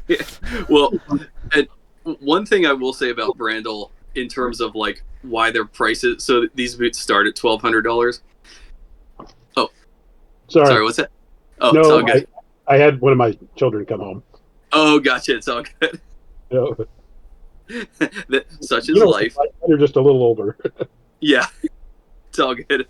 Yeah, one thing I'll say in defense of Brandel is they cut the pair of boots out of one side, so they waste the whole side. They only take the choicest cuts, the prime rib. Yep. They're only using the best of the best hide. You're not getting any loose grain anywhere. It's guaranteed with this brand. But that said, that's a heavy price point for me personally. Not say that I'll never get some, but that starting price at $1,200 is kind of steep. and when it comes to that, it's fine. The problem is at $1,200, you're starting to get into made to measure. I mean, that's a pair of boots from custom crafted Dennis at that point, who's getting a made to measure last made for you, right? Definitely. And obviously, if you're going to do that, you're going to upgrade to shell cordovan, which is going to put them at $1,600. I'm just going to get a pair of creosotes at that price. Absolutely, yeah. At that point, just go all in. The other thing is, aesthetically, for me, they look a little too Thursday-esque from a distance. And there's a reason for that, right? Like, why is there only 2 stitch lines? Because in a classically trained shoemaker's mind, the less stitching, the more high-end it is because you're letting the leather do the showing. Whereas we think more stitching means rougher, tougher, higher quality. And theoretically it does, but the reason there's single stitch lines and dual stitch lines everywhere and they never go more than that is because it's supposed to show high-end quality. And from a shoemaker's perspective, it is higher quality but done that way. They're also, more expensive because they don't traditionally do an internal counter cover. That's got an internal counter cover instead of an external counter cover. Okay, gotcha. Like, so they're kind of mixing up the difference. So, I mean, it is what it is. Because the width options were a little bit more restricted with Brandel, it's not really going to be ever in my wheelhouse. Just because until they offer the bigger widths. But like I said, at their price point and the leathers that are offered, they're really, a lot of the leathers that are offered are just Nick's regular leathers, short of like the shell cordovan. It's essentially Nick's. Well, so the rumor is the employees that are doing Brandel are separate from the ones that do Nick's. They're not cross-training them on it. Which, to be fair, it's a factory job, right? For Brandel, they need people that are a little bit more dedicated to the shoe craft, or at least care a little bit more. So that part does make sense from that perspective. Now, the reality at the end of the day is, will they suffer from the same QA problems? We'll see. Yeah, totally. I'm excited to see where it goes. I mean, they were hyping it up at the boot camp, and it's a new thing, so I'm excited to see it. I mean, it'll probably work for their diehard customers. And the thing is, Schuler does go and pick out all the leather for all Nick's boots in person, not just Brandel. It's like when he goes to Wicket and Craig, like he goes and picks the hides out Wicket and Craig himself. Like they don't just place an order and whatnot. So that is like one thing you do get out of them. The downside is, I've had a litany of QA problems with them this year. Like an absolute litany of QA problems. I don't know if I sent them to you, but I'll send them to you guys real quick. Like I ended up finally having to like call it quits on this pair after trying number 4. Probably Yeah, best it that I'll makes show sense. it on camera, but I'll send it to you guys so you can see what I'm talking about, so you don't think I'm just straight talking out my ass on it. But yeah. Oh no, I trust you. Oh well, wait till you see what I'm about to send you, and you'll trust me even more. Yeah, I would say, I think it's cool that they are doing some experimentation. You Yeah. know, that I would always encourage that. Mhm. If it works, that's awesome. Yeah, If not, absolutely. we all learn, but they're doing something that nobody else has done. So, Definitely. Yeah, it's a new thing, and yep. I commend them on that for sure. And like I said before, the more bootmakers, the better. They push each other. Yes. I know some of these guys behind these brands, they're watching other brands and seeing what other brands are doing. And Yep. if something's working out or if something's popular, then they'll try to emulate that. And I think that's good. That's how product gets better at the end of the day. Well, and you do have, post-COVID, a casualing down of the modern office, right? Yeah. And so Yeah. I think you see a lot of men that would traditionally wear dress shoes and suits that, are going more business casual, and boots just fit that niche very well. So there is a Yes. potential market for something like a Brandel, somebody that wants, something that looks dressier, that is unique, that, nobody, very few people are going to have, that will definitely fill that gap. Yeah. Yep. I unfortunately do think they're yeah. probably 2 years too late, though, because the golden age of boots is coming to a close. Guys like Brian the Bootmaker that had a 3-year waiting list, that's not the case anymore. Gabbard's still seems to be growing, but Gabbard is a very special case in that he doesn't really serve a business casual community. He serves a straight-up start-to-finish heritage community. And the fact that, once again, he's never really caught up of his waiting list has kept the prestige moving, right? Like, if he had caught the waiting list up, it would have grew again. Like, can you imagine how many boots he'd sell if his waiting list wasn't 4 years? Even at his price? Yeah. It would go up quite a bit. I mean, like guys like Lee Miller at Texas Traditions, his boots start at $3,000 to $4,000, and he's got a 4.5, 5-year waiting list, too. Wow. Actually, let me really blow your guys' minds. When you get into guns, there's a Texas company called SVI, otherwise known as Infinity Arms. They make completely custom 1911s. Yeah. Their custom gun waiting list is 7 years, and they make $8,000 guns. $8,000 1911 handguns. I love it. So I love it. It's one of the realities that like the waiting lists are there for a reason, but you can see the Instagram traffic for boots, the YouTube traffic for boots. It's definitely not pushing as hard as it was 2.5, 3 years ago. Like, we're definitely getting past the golden age. We've noticed it in the Facebook boot communities that they're slowing down quite a bit, and the simple answer is for people that went hard and heavy from 2019 to 2022, they've bought almost all the boots they need for their entire lifetime. So it is kind of difficult to keep diving into it at that point, right? And I've also started to see a bit more of an aversion to specialty leathers as well. Oh yeah, that SVI, they make insane handguns, and that's one of their production models. That's like a $7,000 production model. That's not even a fully custom one. That's one that you can't customize much. They're pretty big in the competitive space, aren't they? Like, oh yeah, they're probably the competitive shooting gun for most of the categories. Them, like Terran Tactical, Nighthawk Customs, Atlas Gun Works. So, like Carl Murawski said in one of his videos, for those of you who are made uncomfortable by my gun in the last video, let me set it right here. Let's set it right down on the table. I'm like, that's my man. Sorry, I promise not to get political. Hey, you know what? But I like guns too. You'd be shocked how many Democrats are actually pro-gun. Yeah. Yeah. Oh, I believe it. Yeah. My dad, he's a die-hard Democrat, man, and born and raised Democrat. I'm a little different from my dad, but yeah, he always had shotguns and revolvers. So it's what makes this country great. Yeah, it's actually not as cut and dry issue as people think it is. So. Yeah, definitely not. Yeah, I think some people accuse me of being too pro gun, but they haven't heard about my novel idea, which is assault rifle vending machines.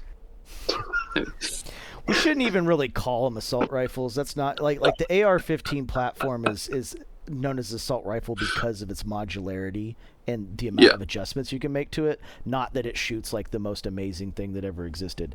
Like the 5.56 is essentially a hunting round these days. It's not even used in the military the way it was.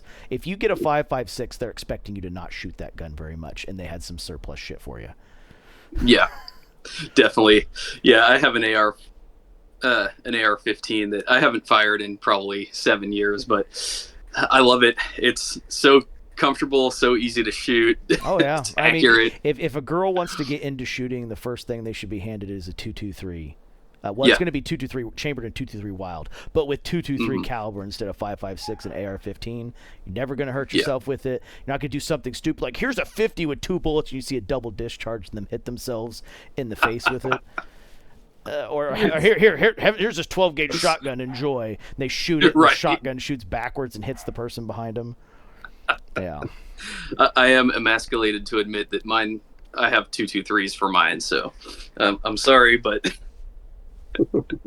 I don't go for the overkill. Yeah. Well, you wouldn't use 223 or 5.56 for home defense if you're running those calibers. And you want to use AR-15, you're going to do suppressed 300 blackout anyway. So. Yeah, for sure. Yeah, I did buy a 14 gauge shotgun for my wife to use. So they don't make those. Yeah. So they do 10 gauge, 12 gauge, 14, 16, 20, and 24, and then 410. Okay, that's right. Actually, no, I got her a 20. It wasn't a 14. Yeah. 20 is one of the smaller ones. 20, 22, and 410 are the smaller rounds. Yep. Okay, gotcha. But there is only one pistol any real man should carry, and that's a Desert Eagle. I'm sorry. But I 100% disagree. I will show you the pistol every man should carry. Please do. How about you, Chris? Your former Army, do you have a little mini arsenal in your house? At one point in time, I did. Unfortunately, most of it got. You know how guns keep their value? Yeah. Well, when you have 4 children and you need money. Yes. Allow me to make everybody uncomfortable now, and this is a 9mm staccato CS. 1911. Beautiful. Now it's not in God's caliber or 45 ACP, but this is actually what I do carry. That's why it's so close and not in the gun nice. safe. So yeah. Beautiful. Super little recoil on a 9mm. The ammo's half the price. Oh yeah. Oh well, I mean this is made by a guy in Michigan. It's called the Ballistic Machinist. It's his Defender ammunition. Like this stuff spreads out to 1.5 inches in diameter on contact with water. Like not only does it have no impact, it's got the wound channel of 300 blackout almost. It just doesn't have the penetration or the distance. So nice. Sounds like a perfect self-defense round. That's exactly what it's meant for. You're not going to do much else with it. It is not accurate past 80 yards. So. Oh wow. Okay. With that short barrel, you'd be lucky to hit anything past 80 yards. But I can plank at 100 with the Staccato. I mean, this is a $2,500 handgun. This is Staccato is a Texas-made brand. I mean, this is like the competition shooting. Well, they have the 2011 or the double stack 1911. Mm-hmm. The 2011 trademark is them, but Staccato makes badass firearms. They're just not cheap. They're not. They're not Infinity Arms prices. I mean, their XC is getting there. Their XC is almost $5,000, but wow. So beautiful, love it. I'll also ashamedly admit my only pistol is a Beretta. Hey, you know what? That was in every action movie ever made. I mean, the Beretta M92 is everyone knows what it looks like because they've seen John McClane shoot it. They've seen every Jean-Claude Van Damme movie. I mean, the other gun everyone's going to recognize they don't know is the H&K MP5 that they use in Die Hard. I actually have a JP Enterprises JP5, which is a modern AR version of that roller delay blowback system. That is basically a modern... Because you can still get the HK SP5, the civilian. It's just by the time you put a red dot, a weapon light, change out the handguards that you can actually use stuff with it and get the controversial pistol brace for it and non-stock if you don't want to short barrel rifle it. it's a $3,000 gun, and you're looking at $1,500 in extras. You could just spend $3,800 for a JP5 and get the same. Yeah, absolutely. That's awesome. Yeah, guns. Guns are big money. They contain small explosions. You don't want cheap ones. This, if I shot this in the house, I'd deafen anybody in the house. This shoots at like 140 to 160 decibels.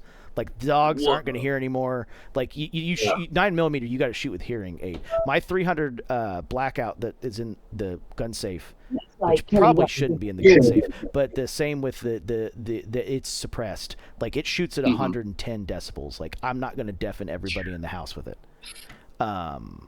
Exactly. That's the whole point of a suppressor is not long range. And here's the thing: it's still like I have a Dead Air Sandman K because it's a key mod. That brings it down to like that 110, 115 decibels. A cheaper suppressor is going to be like 125 decibels. It's not silent. Okay. You're still going to hear. It's just as loud. Like when you hear people shooting nail guns on a roof, it's like, man, I can hear that from a couple houses away. That's that's the level of suppression you're going to get. Is this going to sound like a pneumatic air gun, which is not silent? You're not putting it in a pillow and shooting somebody and your neighbors not know. God, just the gun stuff kills me. It just some of the stupid misinformation with guns. Like, unfortunately, we've set off one of my major pet peeves, and that is 100% one of them. The other thing that kills me too is we need to put rules in with guns like drunk driving. Look at all the stuff we've done for drunk driving. I'm sorry. Like, have you never bought a gun? Like, literally buying a gun and selling it to a felon is a 10-year non-pleadable offense with a minimum of $150,000 fine and up to $250,000. Not to mention, they're going to charge you with whatever crimes the person does with the gun, too, as an accessory. This is a non-pleadable deal. Like, you were a felon going to prison. Exactly. My uncle in the 90s had, 7 DUIs and only did, 2 weeks in prison. Yeah. 7. Damn. Yeah, well, this is the 90s. Remember, this is 90s. The only reason he got the 2 weeks in prison is he showed up to his court hearing for number 7 drunk. And the judge is like, "Are you serious? You drank on your way?" Like he drove from Wichita to Topeka for this hearing, and he's like, "I'm sorry, Mr. Sandin, you're drunk for your DUI hearing?" "Well, I didn't drive." Cool. Legend. Wow. Well, you'll have to bring him on for our next boot talk. He's not live anymore. Oh, yeah, he died in 2017.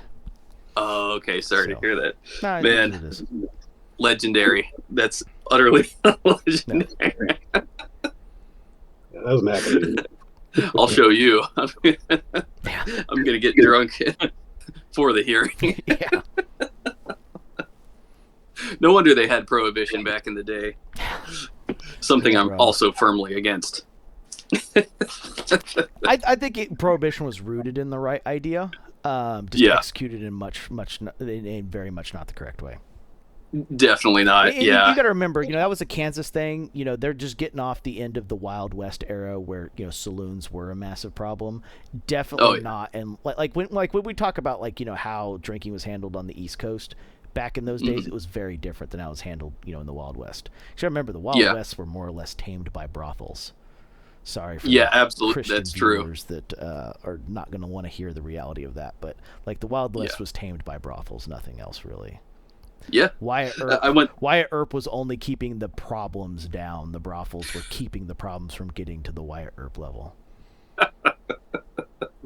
I went down a whole rabbit hole on old Western Wild West brothels. It's fascinating. I mean, those miners that would go work out there, they would just blow all their money at the brothels afterwards. Oh yeah. Have go out there. Have you guys seen the Cerro Gordo Ghost Town Living YouTube channel? Yes. I have not, but I'm familiar with the Cerro Gordo area. Okay, yeah. Well, he talks about how there was a murder there a week back in the day, and they had a couple of brothels. They still have one of the buildings that he's rebuilding. That was I forget the name of the lady that ran it. Mm-hmm. But you're right. I mean, that was it. They get out of the mines, they collect their money and go to the brothel. Yeah, it's wild. I watched almost every single one of that series on YouTube. I love that content for some reason. I'm just glued to it. But yeah, essentially this guy, he's like sort of a squirrely redheaded guy, kind of a nerdy looking guy. He went and bought this old town of Cerro Gordo, and he actually did a collaboration with the Black Bear brand because he found some denim deep in a mine. He actually found a Black Bear jacket. That was it. It was a jacket. That was it. Sorry. And he reached out to the people at Black Bear, and they went back to their old catalogs and found how much it cost and the model and all this stuff. It was fascinating. So cool. Yeah, I love it. But yeah, he goes deep into the mines, and he'll like spend a few days down there and like just vlog his whole experience. It's a lot of fun to watch. I quite enjoy that channel. So he just shout out to and recorded his audiobook from the 900 level. Yes. Yes. I mean, I'm fascinated when I go out west. I love looking up all those old historical areas, and I love going into old mines myself. I don't know. That's another. It's just American heritage, and it's part of the story, and it just fascinates me. And yeah, when I was in California, we came across an old ghost town. Just fascinating, like walking around those old buildings and seeing the old graveyards out in the desert. It's so cool. I don't know. I geek out on it. Old banks, old saloons. The old banks and saloons are the only nice buildings in town. You drive through rural Kansas, and there are other things now, but you can always tell what originally started as a bank because they were the only thing with ornate brickwork. Yes, absolutely. Those are the only places of any real significance. Some of them still are banks to this day, but it's not as common. Yeah, that would make sense. Yeah, so cool. Whew, well, we've been going for 3.5 hours. We're at 2 hours and 55 minutes, but to be fair, I think we've lost the original purpose of the talk. We did talk a lot about boots, but we definitely I don't know what to name this one. To be 100% honest with you, say it begins with the how we got into boots, and it ends with something. Yep. Wild West. Yeah, the Wild West. The Wild West of boot talks, this one.